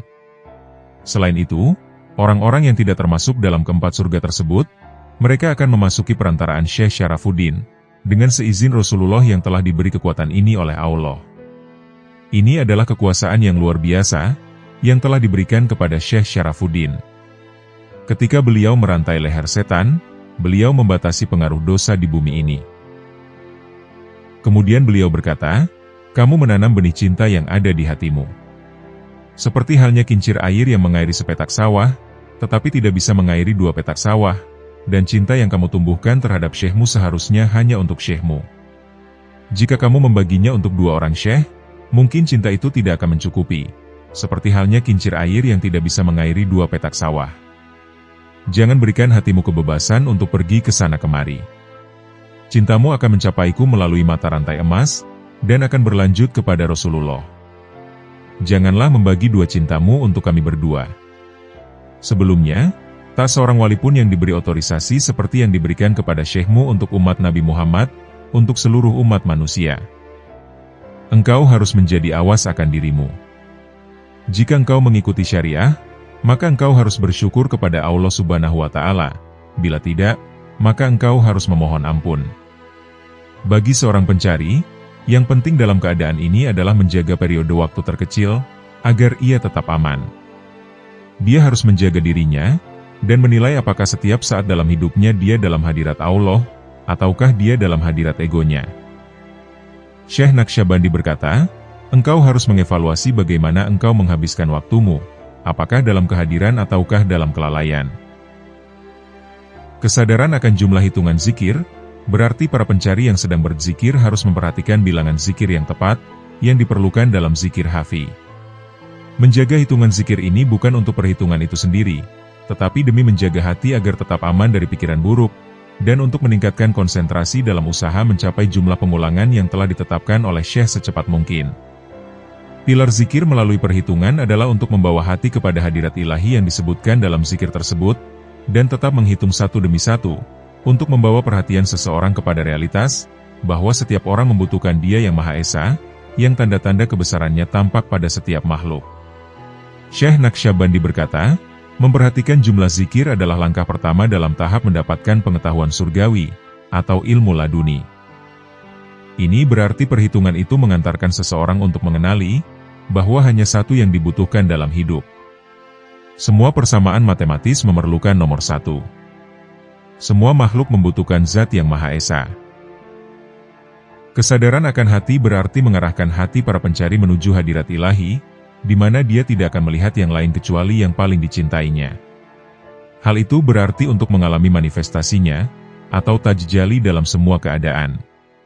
Ubaid Allah Al-Ahror berkata, tingkat kesadaran hati adalah tingkatan untuk hadir dalam hadirat ilahi sedemikian rupa, sehingga engkau tidak bisa melihat yang lain selain dia.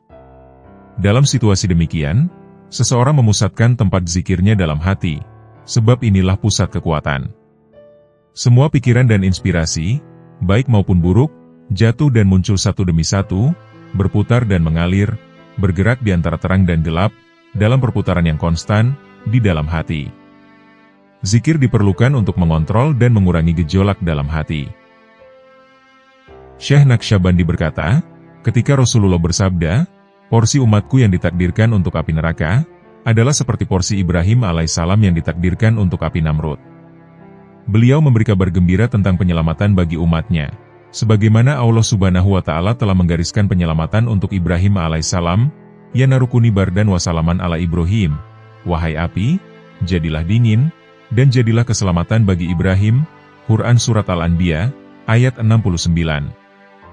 Ini dikarenakan Rasulullah Shallallahu Alaihi Wasallam bersabda, umatku tidak akan setuju dengan suatu kesalahan, menegaskan bahwa umat tidak akan menerima perbuatan yang salah, dan dengan demikian Allah Subhanahu wa Ta'ala akan menyelamatkan umat Nabi Muhammad dari api neraka. Syekh Ahmad Faruqi mengatakan, bahwa Syekh Naqsyabandi berkata, umat Nabi Muhammad meliputi semua orang yang muncul setelah Rasulullah, dan mereka terdiri atas 3 macam umat. Yang pertama adalah umatud dakwah, yaitu setiap orang yang benar-benar muncul setelah Rasulullah, dan mendengar pesannya. Dari berbagai ayat dalam Al-Quran, sudah jelas bahwa Rasulullah datang kepada semua manusia tanpa kecuali. Lebih jauh lagi umatnya cukup menjadi saksi bagi umat-umat yang lain. Dan Rasulullah adalah orang yang menjadi saksi bagi setiap orang, termasuk umat-umat yang lain, dan saksi-saksi yang mewakili mereka masing-masing. Yang kedua adalah umatul ijabah, yaitu orang-orang yang menerima pesannya.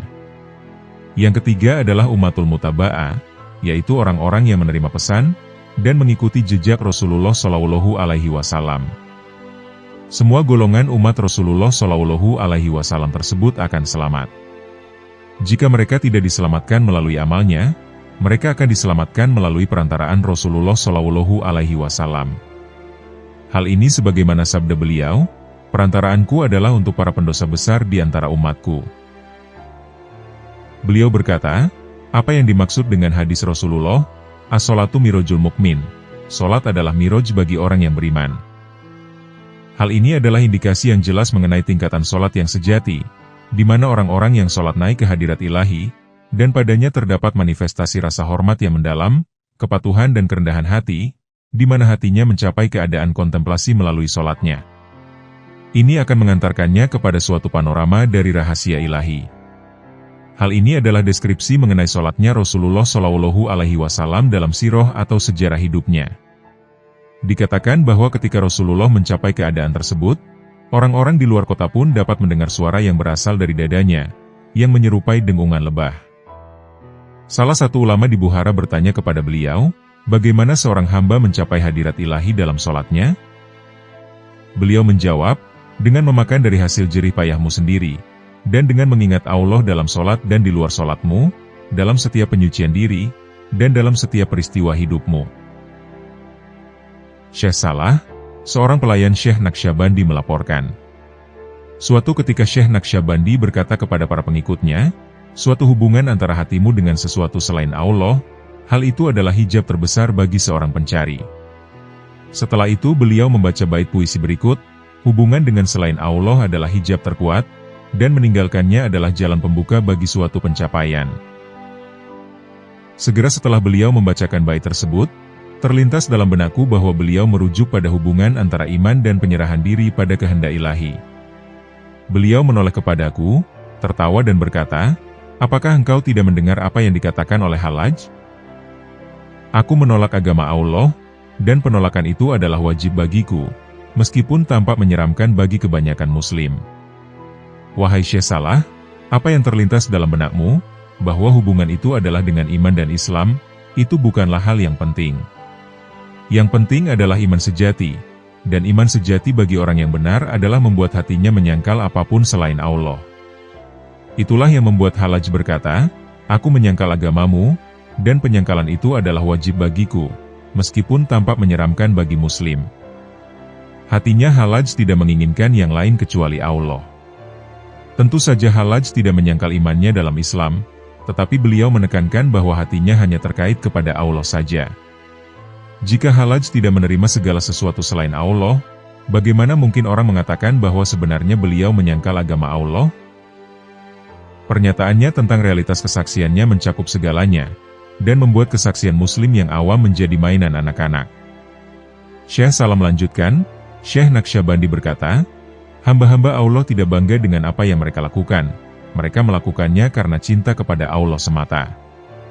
Rubiah Al-Adawiyah berkata, "Ya Allah, aku tidak beribadah untuk mencari balasan surgamu, tidak pula karena takut akan siksamu, tetapi aku menyembahmu hanya untuk cintamu. Jika ibadahmu untuk menyelamatkan dirimu sendiri, atau untuk mendapat balasan tertentu bagi dirimu sendiri, maka itu adalah syirik yang tersembunyi, karena engkau telah menyekutukan Allah, baik dengan pahala maupun azab." Dan inilah yang dimaksud oleh Halaj. Syekh Arslan Ad-Dimashqi berkata, sebagaimana yang diceritakan oleh Syekh Naqsyabandi, "Ya Allah, agamamu bukanlah apa-apa, melainkan syirik yang tersembunyi, dan untuk tidak beriman kepadanya adalah wajib bagi seluruh hamba yang benar. Orang-orang yang beragama tidak menyembahmu, mereka hanya beribadah untuk mendapat surga atau agar selamat dari neraka. Mereka menyembah keduanya sebagai berhala, dan itulah seburuk-buruknya kemusyrikan.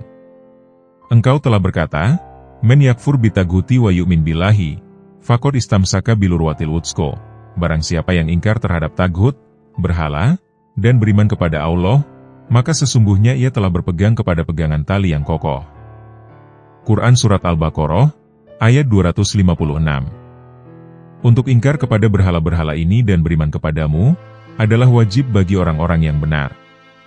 Syekh Abdul Hasan Asyadzili, salah seorang syekh sufi agung, beliau pernah ditanya oleh syekhnya, "Wahai anakku, dengan apa engkau akan bertemu Tuhanmu?" Beliau berkata, "Aku datang kepadanya dengan kemiskinanku."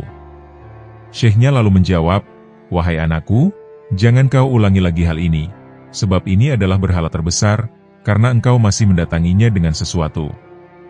Bebaskanlah dirimu terhadap segala sesuatu, baru kemudian engkau datang kepadanya."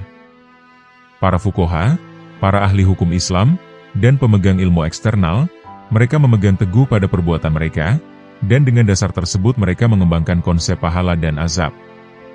Jika mereka baik, mereka akan mendapat kebaikan, dan bila mereka buruk, mereka menemukan keburukan. Apa yang bermanfaat bagi seorang hamba adalah perbuatannya, dan apa yang menyakitinya adalah perbuatannya juga. Bagi penganut thariqat, hal ini adalah syirik tersembunyi, karena seseorang menyekutukan sesuatu dengan Allah. Meskipun untuk melakukan perbuatan baik adalah suatu kewajiban, tetap saja hati tidak boleh terikat dengan perbuatan tersebut. Perbuatan itu hanya dilakukan karena Allah dan untuk cintanya, tanpa pamrih atas apapun. Syekh Naqsyabandi berkata, "Thariqat kita sangat langka dan sangat berharga. Ini adalah urwatil wuthqa, atau memegang teguh, jalan untuk memegang jejak Rasulullah SAW dan para sahabatnya dengan teguh dan kokoh. Mereka membawaku ke jalan ini dari pintu nikmat, karena pada awal dan akhirnya, aku tidak melihat apapun kecuali nikmat Allah. Di jalan ini pintu-pintu besar dari pengetahuan surgawi akan dibukakan bagi para pencari yang mengikuti jejak Rasulullah SAW. Untuk mengikuti sunnah Rasulullah SAW adalah jalan terpenting yang akan membukakan pintu kepadamu. Barang siapa yang tidak datang ke jalan kita, maka agamanya berada dalam bahaya."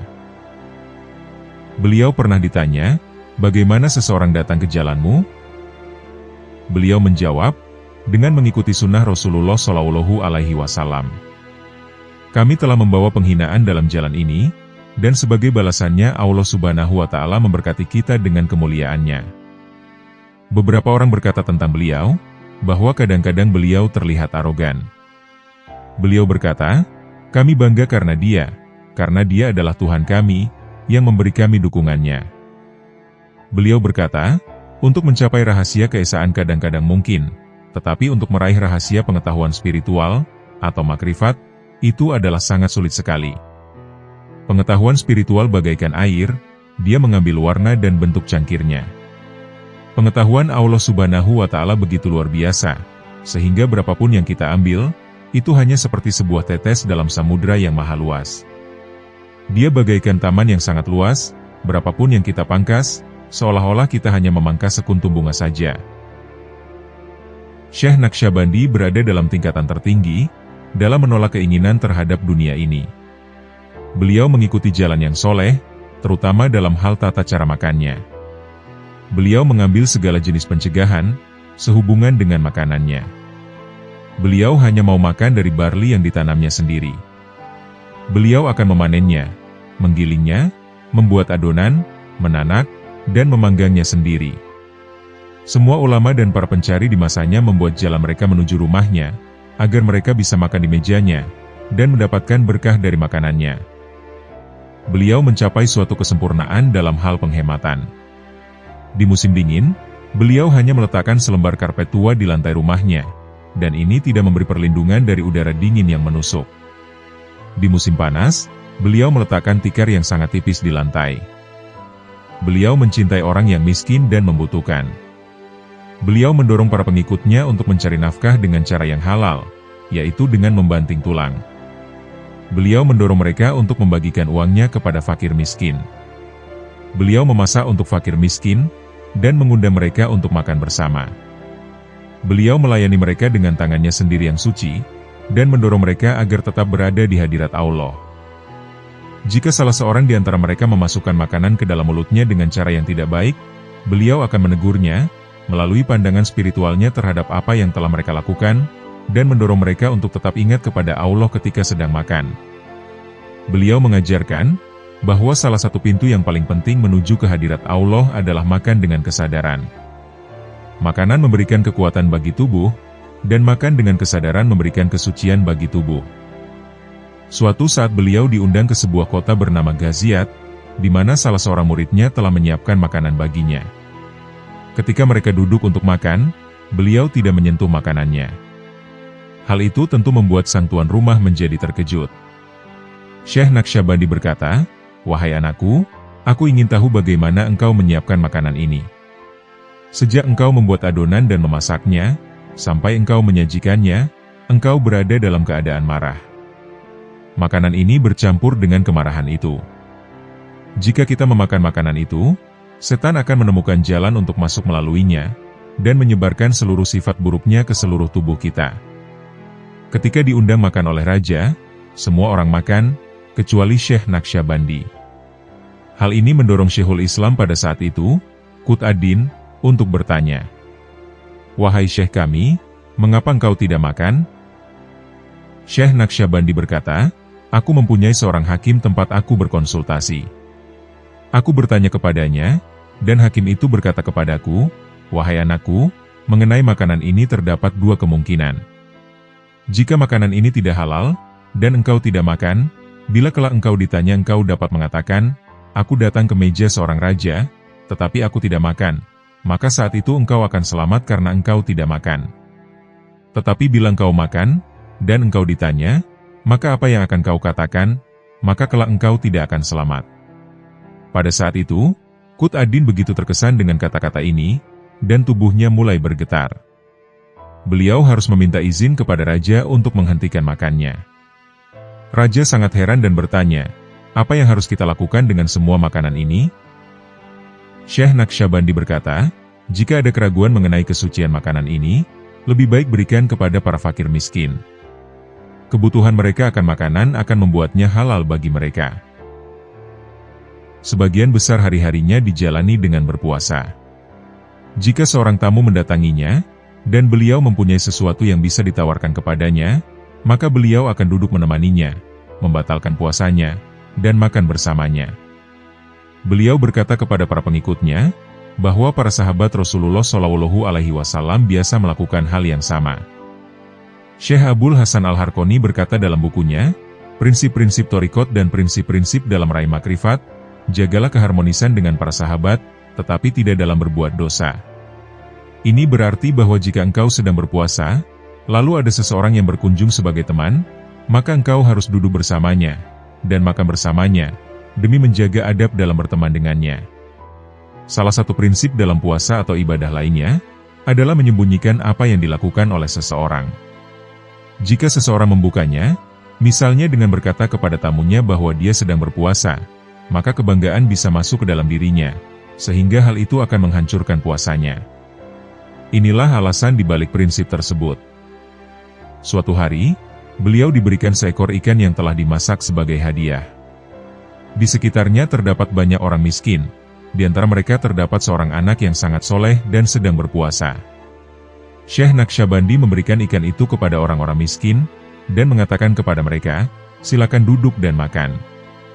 Demikian pula kepada anak yang sedang berpuasa itu, beliau berkata, duduk dan makanlah.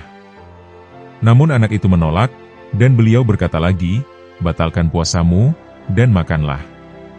Lagi-lagi anak itu menolak, sehingga beliau bertanya kepadanya, bagaimana jika aku memberimu salah satu di antara hari-hariku di bulan Ramadan, maukah engkau duduk dan makan? Namun sekali lagi dia menolak, sehingga beliau berkata lagi kepadanya, bagaimana jika aku memberimu seluruh Ramadanku?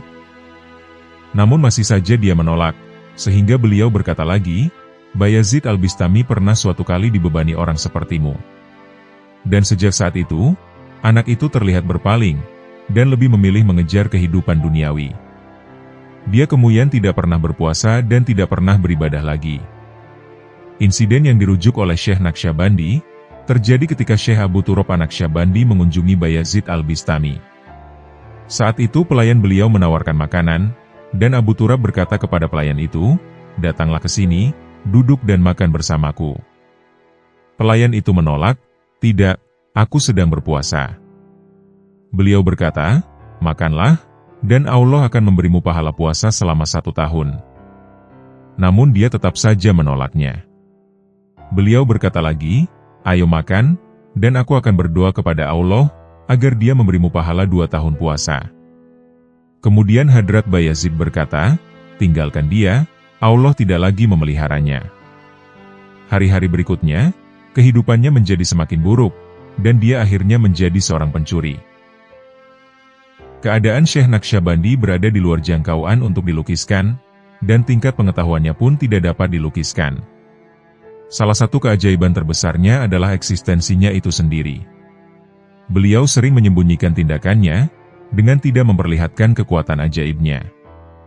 Namun demikian, banyak riwayat keajaibannya yang tercatat. Syekh Naqsyabandi berkata, suatu hari aku pergi bersama Muhammad Zahid ke gurun. Beliau adalah seorang murid yang dapat dipercaya, dan kami memiliki sebuah kapak beliung yang kami gunakan untuk menggali. Ketika kami sedang bekerja dengan beliung itu, kami berdiskusi tentang tingkat pengetahuan yang dalam seperti itu, di mana kami melempar beliung, dan masuk lebih dalam ke dalam pengetahuan spiritual. Kami bergerak semakin dalam, sampai pembicaraan kami mengantarkan kami pada asal masalah ibadah. Dia bertanya kepadaku, wahai syekhku, sampai batas mana yang bisa dicapai oleh ibadah? Aku berkata, ibadah mencapai tingkat kesempurnaan, di mana orang yang beribadah dapat berkata kepada seseorang, meninggal, dan orang itu akan meninggal. Tanpa sadar, aku menunjuk pada Muhammad Zahid. Dengan segera, dia pun meninggal dunia. Dia berada dalam keadaan meninggal sejak matahari terbit hingga tengah hari. Hari itu sangat panas, dan aku merasa cemas karena tubuhnya menjadi rusak akibat panas yang berlebihan. Aku menariknya ke bawah bayangan pohon, dan aku duduk di sana merenungkan persoalan ini. Ketika aku merenung, sebuah ilham dari hadirat ilahi masuk ke dalam hatiku, dan mengatakan kepadaku agar aku berkata kepadanya, wahai Muhammad, hiduplah, dan aku mengucapkannya sebanyak 3 kali. Hasilnya, jiwanya mulai memasuki tubuhnya, dan kehidupan mulai kembali lagi padanya. Secara perlahan dia kembali ke keadaan semula. Setelah kejadian itu aku pun pergi ke syekhku, dan menceritakan apa yang terjadi. Beliau berkata, "Wahai anakku, Allah memberimu suatu rahasia, yang belum pernah diberikan kepada orang lain." Syekh Alauddin Al-Attar berkata, suatu ketika Raja Transoxiana, Sultan Abdullah Khazgan datang ke Bukhara. Beliau memutuskan untuk berburu di sekitar Bukhara, dan banyak orang yang menemaninya. Kebetulan, saat itu Syekh Bahauddin Naqsyabandi berada di desa sekitar. Ketika orang pergi berburu, Syekh Naqsyabandi pergi ke puncak bukit dan duduk di sana. Ketika beliau sedang duduk di sana, dalam benaknya terlintas pikiran, bahwa Allah memberikan kemuliaan yang berlimpah kepada para aulia. Karena kemuliaan itu, semua raja di dunia ini akan membungkuk kepada mereka. Belum lagi pikiran itu hilang dari hatinya, seorang penunggang kuda dengan mahkota di kepalanya seperti seorang raja, datang ke hadiratnya, dan turun dari kudanya. Dengan rendah hati dia menyalami Syekh Naqsyabandi, dan berdiri di hadiratnya dengan sangat sopan. Dia membungkuk di hadapan Syekh, tetapi Syekh tidak menoleh kepadanya. Beliau membiarkannya berdiri selama 1 jam. Akhirnya, Syekh Naqsyabandi melihatnya dan berkata, "Apa yang kau lakukan di sini?" Dia berkata, "Aku seorang raja, Sultan Khazgan. Aku sedang pergi berburu, dan aku mencium aroma yang sangat indah. Aku mengikutinya ke sini, dan aku menemukan engkau duduk di tengah cahaya yang sangat kuat." Pikirannya yang tadi, semua raja di dunia ini akan membungkuk kepada para aulia, hal itu ternyata langsung menjadi kenyataan. Itulah bagaimana Allah memuliakan pikiran para aulianya. Salah satu pengikutnya yang melayaninya di kota Merv melaporkan, "Suatu hari aku ingin menemui keluargaku di Bukhara, setelah mendengar bahwa saudaraku Syamsuddin meninggal. Aku membutuhkan izin dari syekhku untuk pergi. Aku berbicara dengan Amir Husain, pangeran dari Hart, untuk memintakan izin kepada Syekh Naqsyabandi atas namaku. Dalam perjalanan sepulang sholat Jumat, Amir Husain mengatakan kepadanya tentang kematian saudaraku, dan bahwa aku meminta izin untuk pergi menemui keluargaku. Beliau berkata, 'Tidak, hal itu tidak mungkin. Bagaimana mungkin engkau berkata bahwa dia telah meninggal dunia, karena aku melihatnya masih hidup. Lebih dari itu, aku bahkan dapat mencium wangi tubuhnya. Kalau perlu, aku akan membawanya ke sini sekarang.' Beliau baru saja mengakhiri ucapannya, ketika itu saudaraku muncul. Dia mendekati Syekh, mencium tangannya, dan menyalami Amir Husain. Aku memeluk saudaraku, dan itu adalah kebahagiaan yang sangat besar di antara kami." Syekh Alauddin Attar berkata, Syekh Naqsyabandi suatu kali duduk di sebuah perkumpulan yang besar di Bukhara, dan berbicara mengenai pembukaan tabir pandangan spiritual. Beliau berkata, "Sahabat terbaikku, Maula Arif, yang berada di Khwarazm, yang jaraknya 400 mil dari Bukhara, ia telah meninggalkan Khwarazm untuk gedung pemerintah, dan beliau sampai di stasiun kereta berkuda. Ketika beliau sampai di stasiun tersebut, beliau tinggal di sana untuk beberapa saat, dan sekarang kembali lagi ke rumahnya di Khwarazm. Akhirnya, beliau tidak melanjutkan perjalanannya ke Sarai." Inilah bagaimana seorang wali dapat melihat dalam makom pengetahuannya spiritualnya. Setiap orang kaget mendengar cerita ini, tetapi kami semua tahu bahwa beliau adalah seorang wali besar, maka dari itu kami mencatat waktu dan harinya. Suatu hari Maula Arif datang dari Khwarazm ke Bukhara, dan kami memberitahu dia mengenai kejadian itu. Dia sangat kaget dan berkata, "Sebenarnya, itulah kejadian yang sesungguhnya." Syekh Muhammad Zahid berkata, "Di awal perjalananku dalam thariqat ini, aku duduk di sampingnya pada suatu hari di musim semi. Pada saat itu, sebuah keinginan akan semangka masuk ke dalam hatiku. Beliau melihatku dan berkata, 'Muhammad Zahid, pergilah ke sungai di dekat kita itu, dan bawakan kepada kita apa yang kau lihat, dan kita akan memakannya.' Dengan segera aku pergi ke sungai itu. Saat itu airnya sangat dingin, namun aku tetap menyelam ke dalamnya, dan menemukan sebuah semangka di bawah air, sangat segar, seolah-olah baru saja dipotong dari dahannya. Aku sangat bergembira, dan aku mengambilnya dan berkata, 'Wahai syekhku, terimalah aku.' Beliau berkata kepadaku, 'Wahai saudaraku, bila engkau pergi mengunjungi syekh, atau ketika engkau duduk di tengah kehadiran syekh, berhati-hatilah agar jangan meletakkan kakimu sedemikian rupa, sehingga kakimu dapat menghadap ke arahnya. Aku menemukan sebuah pohon dan berbaring di bawahnya dengan kaki berselonjor. Sayangnya, seekor binatang datang dan menggigit kakiku. Kemudian aku tertidur lagi dengan rasa nyeri, dan ketika aku tertidur seekor binatang menggigitku lagi. Tiba-tiba aku sadar bahwa aku telah membuat suatu kesalahan besar. Aku telah menghadapkan kakiku ke arah syekhku. Dengan segera aku bertaubat, dan binatang yang menggigitku itu pun pergi. Kata-kata hikmah dari Syekh Khalid Al-Baghdadi. Apapun rahasia yang kumiliki, telah kuberikan kepada deputiku Ismail As-Sirwani. Barang siapa yang tidak menerimanya, berarti ia bukan golonganku. Jangan berargumen, tetapi satukanlah pikiranmu, dan ikuti pendapat Syekh Ismail. Sebab, aku menjamin siapapun yang mengikutinya akan bersamaku, dan bersama Rasulullah Shallallahu Alaihi Wasallam. Beliau memerintahkan mereka untuk tidak menangisinya, dan meminta mereka untuk mengorbankan hewan, dan memberi makan orang miskin, demi kecintaan Allah dan kemuliaan Syekh. Beliau juga meminta mereka untuk mengirimkan hadiah, berupa pembacaan Al-Quran dan bacaan dalam sholat. Beliau memerintahkan mereka untuk tidak menuliskan apapun di makamnya kecuali, ini adalah makam orang asing, Khalid. Setelah sholat Isya, Syekh Khalid memasuki rumahnya, memanggil seluruh anggota keluarganya, dan berkata kepada mereka, "Aku akan meninggal dunia pada hari Jumat." Mereka kemudian tinggal bersamanya sepanjang malam. Sebelum subuh beliau bangun, berwudu, dan melakukan sholat. Lalu beliau memasuki kamarnya dan berkata, "Tidak ada yang boleh memasuki kamarku, kecuali orang yang telah kuperintahkan." Beliau berbaring di sisi kanannya, menghadap kiblat, dan berkata, "Aku telah terkena wabah penyakit, aku membawa semua wabah yang menyerang Damaskus." Beliau mengangkat tangannya dan berdoa, "Siapapun yang terkena wabah itu, biarkan wabah itu mengenaiku, dan bebaskan orang-orang di Syam."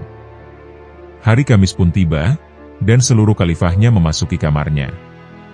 Sayyidina Ismail As-Sirwani bertanya kepadanya, "Bagaimana keadaanmu?" Beliau berkata, "Allah telah menjawab doaku. Aku akan membawa semua wabah yang melanda orang-orang di Syam, dan aku sendiri akan meninggal dunia pada hari Jumat." Mereka lalu menawarkan air, namun beliau menolak dan berkata, "Aku meninggalkan dunia ini untuk bertemu Allah. Aku telah bersedia menanggung wabah, dan membebaskan orang-orang di Syam yang telah terkena wabah itu. Aku akan meninggal dunia pada hari Jumat." Kata-kata hikmah dari Syekh Ismail As-Sirwani. Jika seseorang mengabdikan dirinya kepada Allah Subhanahu wa Ta'ala, maka kebaikan pertama yang ia dapatkan adalah bahwa ia tidak lagi membutuhkan manusia. Siapapun yang mendengar kata-kata bijak namun tidak mengamalkannya, berarti ia termasuk orang yang munafik. Allah memberikan hambanya kenikmatan dalam berzikir. Jika seseorang bersyukur kepadanya dan merasa senang dengan hal itu, maka Allah akan membuatnya dekat dengannya. Jika orang itu tidak bersyukur kepadanya, dan senang dengan hal itu, maka dia akan menerima kenikmatan dari berzikir itu, tetapi hanya meninggalkannya di lidahnya. Sufisme adalah kemurnian, dia bukan suatu deskripsi. Dia adalah kebenaran tanpa akhir, bagaikan sungai mawar merah. Tasawuf adalah berjalan dengan rahasia Allah. Siapapun yang memilih berteman dengan orang kaya, dan meninggalkan orang miskin, maka Allah akan membuat hatinya mati. Suatu hari, Syekh Ismail yang sedang berada di masjid mengamati seorang miskin yang belum makan, belum minum, dan belum tidur. Beliau mendekatinya dan bertanya padanya, "Apa yang kamu inginkan?" Dia berkata, "Saya menginginkan roti hangat dan beberapa makanan." Syekh Ismail mengangkat tangannya dan berdoa, "Ya Allah, ini adalah hamba-Mu yang belum makan selama 3 hari. Aku mohon berilah ia makanan yang Engkau perkenankan untuknya." Belum selesai beliau berdoa, nampak seorang laki-laki memasuki masjid dan berkata, "Istri saya sakit, dan saya bersumpah untuk memberi makan orang miskin, agar istri saya diberkati dan diberi kesembuhan, dan saya telah membawa roti hangat serta beberapa makanan untuk diberikan kepada yang lapar. Wahai egoku, aku marah terhadapmu, aku akan melemparkanmu ke dalam kesulitan." Beliau lalu pergi ke pegunungan di Dagestan dan berbaring di mulut gua, di mana di sana terdapat 2 ekor singa. Keduanya tidak bergerak, dan kita yang mengikutnya sangat heran. Lalu singa jantan mendekati beliau dengan sekerat daging yang besar di mulutnya dan duduk, jauh darinya, tidak mendekat namun hanya mengamatinya. Lalu singa betina mendekatinya dengan sedikit daging di mulutnya. Dia mulai menangis dan mengaum. Singa jantan mendekati si betina, dan menghentikan tangisannya. Mereka berdua duduk memperhatikan Syekh. Lalu singa jantan mengambil 2 ekor anaknya, dan menyerahkannya kepada ibunya. Sementara itu dia mendekati Syekh Ismail. Wahai Abu Said, Allah mempunyai 2 jalan pengajaran, yakni jalan yang biasa dan yang istimewa. Jalan yang biasa adalah yang kamu dan pengikutmu kerjakan.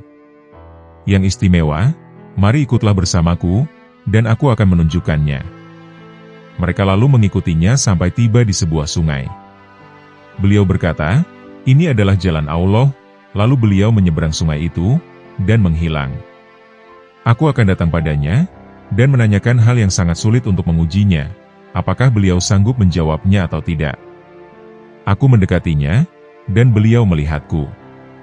Ketika aku mendekat beliau berkata, wahai Abdurrahman, Allah berfirman dalam Al-Quran untuk menjauhi pikiran yang buruk. Jangan mencoba bertanya kepadaku. Itu bukan suatu perilaku yang baik. Aku berkata dalam hati, ajaib, ini adalah keajaiban yang hebat. Bagaimana beliau bisa mengetahui pertanyaanku, dan bagaimana beliau mengetahui namaku? Kata-kata hikmah Rasulullah kepada Abu Bakar As-Siddiq. Rasulullah Shallallahu Alaihi Wasallam bersabda, Allah akan menunjukkan keagungannya kepada orang-orang secara umum, tetapi Dia akan menunjukkannya secara khusus kepada Abu Bakar. Tidak pernah matahari menyinari seseorang lebih terang daripada Abu Bakar, kecuali dia seorang nabi. Tak satu pun yang diturunkan kepadaku, yang tidak kuberikan ke dalam hati Abu Bakar. Tidak ada seseorang pun di mana aku mempunyai kewajiban, tetapi tidak perlu membayar utangku kembali, kecuali Abu Bakar, karena aku berhutang banyak kepadanya, dan Allah akan menggantinya di hari pembalasan nanti. Jika aku akan mengangkat seorang sahabat karib selain Tuhanku, aku akan memilih Abu Bakar. Abu Bakar tidak mendahuluimu karena banyak melakukan sholat atau puasa, tetapi karena rahasia yang ada dalam hatinya. Jika seseorang melakukan perjalanan untuk mencari ilmu, Allah akan membuatnya berjalan di salah satu dari jalan-jalan surga, dan para malaikat akan merendahkan sayap mereka karena bahagia dan gembira pada ia yang mencari ilmu, dan para penduduk langit dan bumi, serta ikan-ikan di kedalaman lautan, semuanya akan memohonkan ampunan bagi seorang pencari ilmu. Keutamaan dari seorang yang berilmu atas orang beriman kebanyakan, adalah bagaikan terangnya bulan purnama di kegelapan malam atas segenap bintang gemintang. Ulama adalah pewaris-pewaris para nabi, dan para nabi tidaklah memiliki dinar maupun dirham. Mereka hanya meninggalkan ilmu dan pengetahuan, dan ia yang mengambilnya sungguh telah mengambil bagian yang banyak. Manakib singkat pendiri tarekat Naqsyabandiyah. Di antara tarekat yang sangat masyhur dengan jumlah pengikut yang sangat banyak, adalah tarekat Naqsyabandiyah. Tarekat ini berasal dari salah satu wali besar, terkenal, karomahnya sangat banyak, sosok yang sangat meneladani akhlak dan perilaku Rasulullah Shallallahu Alaihi Wasallam, yaitu Sayyid Muhammad Bahauddin An-Naqsyabandi. Tidak hanya menjadi keturunan Rasulullah, ia juga pewarisnya, mulai dari sisi ucapan, perbuatan, dan amaliyah kesehariannya. Semua orang mengenalnya, dan mengakui kewaliannya. Sosoknya dikenal karena ketekunannya dalam melaksanakan kewajiban agama, dan dalam menjauhi larangan-larangannya. Kedekatannya dengan Allah terlihat dari berbagai karomah yang diberikan kepadanya, yang tidak pernah menjenuhkan untuk diceritakan, didengarkan, dan ditulis oleh siapa saja. Sayyid Bahauddin An-Naqsyabandi memiliki nama lengkap Sayyid Bahauddin An-Naqsyabandi bin Muhammad Al-Husaini Al-Waisi Al-Bukhari, dan lebih masyhur dengan sebutan Sayyid Bahauddin An-Naqsyabandi. Ia juga memiliki julukan lakop Muhammad Al-Bukhari. Sayyid Bahauddin merupakan keturunan Rasulullah Shallallahu Alaihi Wasallam dari jalur Sayyidina Husain bin Sayyidina Ali, suami Sayyidah Fatimah Az-Zahra binti Rasulullah Shallallahu Alaihi Wasallam. Ia dilahirkan pada bulan Muharram 717 Hijriah, atau pada 1317 Masehi, di daerah Qasrul Arifan, salah satu desa di dekat kota Bukhara. Sayyid Bahauddin lahir dari keluarga yang sangat agamis. Orang tuanya merupakan sosok yang memiliki pengetahuan luas dan ahli ibadah. Kedua orang tuanya tak henti-henti mendoakan putranya, agar kelak menjadi orang yang berguna, dan bisa meneruskan perjuangan kakeknya, Rasulullah Shallallahu Alaihi Wasallam. Beberapa hari sebelum Sayyid Bahaudin lahir, di tanah kelahirannya tercium bau harum semerbak.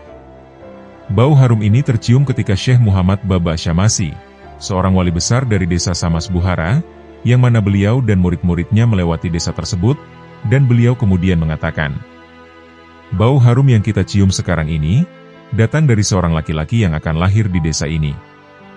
3 hari sebelum kelahirannya, Syekh Baba Syamasi kembali menegaskan, bahwa bau harum semerbak itu semakin harum.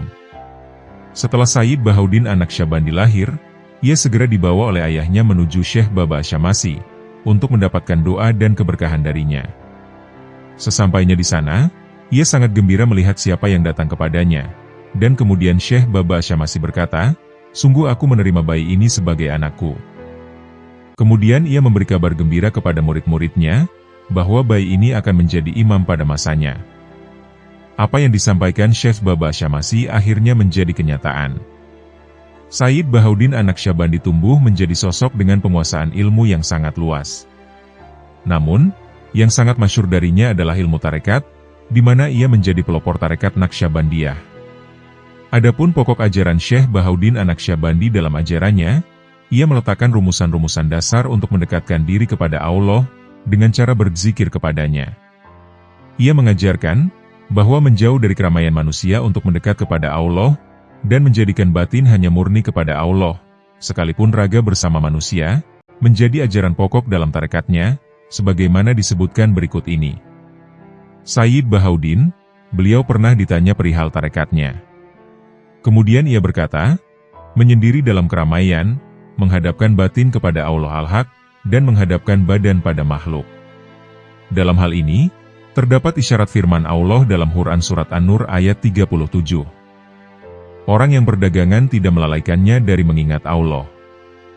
Sayyid Bahaudin menjadikan zikir dengan hati, atau secara diam, atau sirri, dengan cara tidak bergerak dan berbunyi, sebagai salah satu zikir pokok dalam tarekatnya.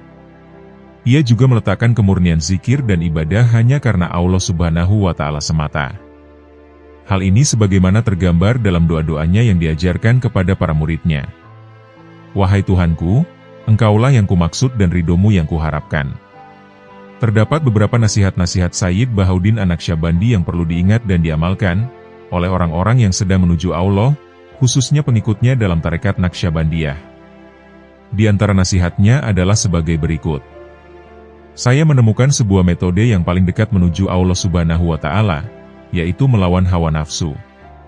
Maksud dari zikir adalah keberadaan hati yang terus-menerus bisa menghadirkan Allah Al-Haq dengan rasa cinta, dan memuliakannya, karena zikir itu mengusir lupa dari Allah.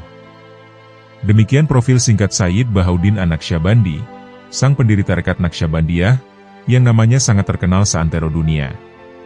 Dengan mengetahuinya, semoga bisa menjadi penyebab bagi kita untuk terus berupaya mendekatkan diri kepada Allah, sebagaimana yang telah ditempuh oleh beliau. Demikianlah kumpulan nasihat-nasihat penuh hikmah dari para syekh Thariqah Naqsyabandiyah. Semoga Allah Subhanahu wa Ta'ala mengumpulkan kita dengan para kekasihnya, di dunia maupun di akhirat. Semoga kita dapat meneladani kepribadian akhlak para kekasih Allah, serta mengambil hikmah dari kisah-kisahnya. Dan semoga dengan apa yang telah kami sampaikan, dapat menambah ketakwaan kita kepada Allah Subhanahu wa Ta'ala. Wallahu a'lam bishawab.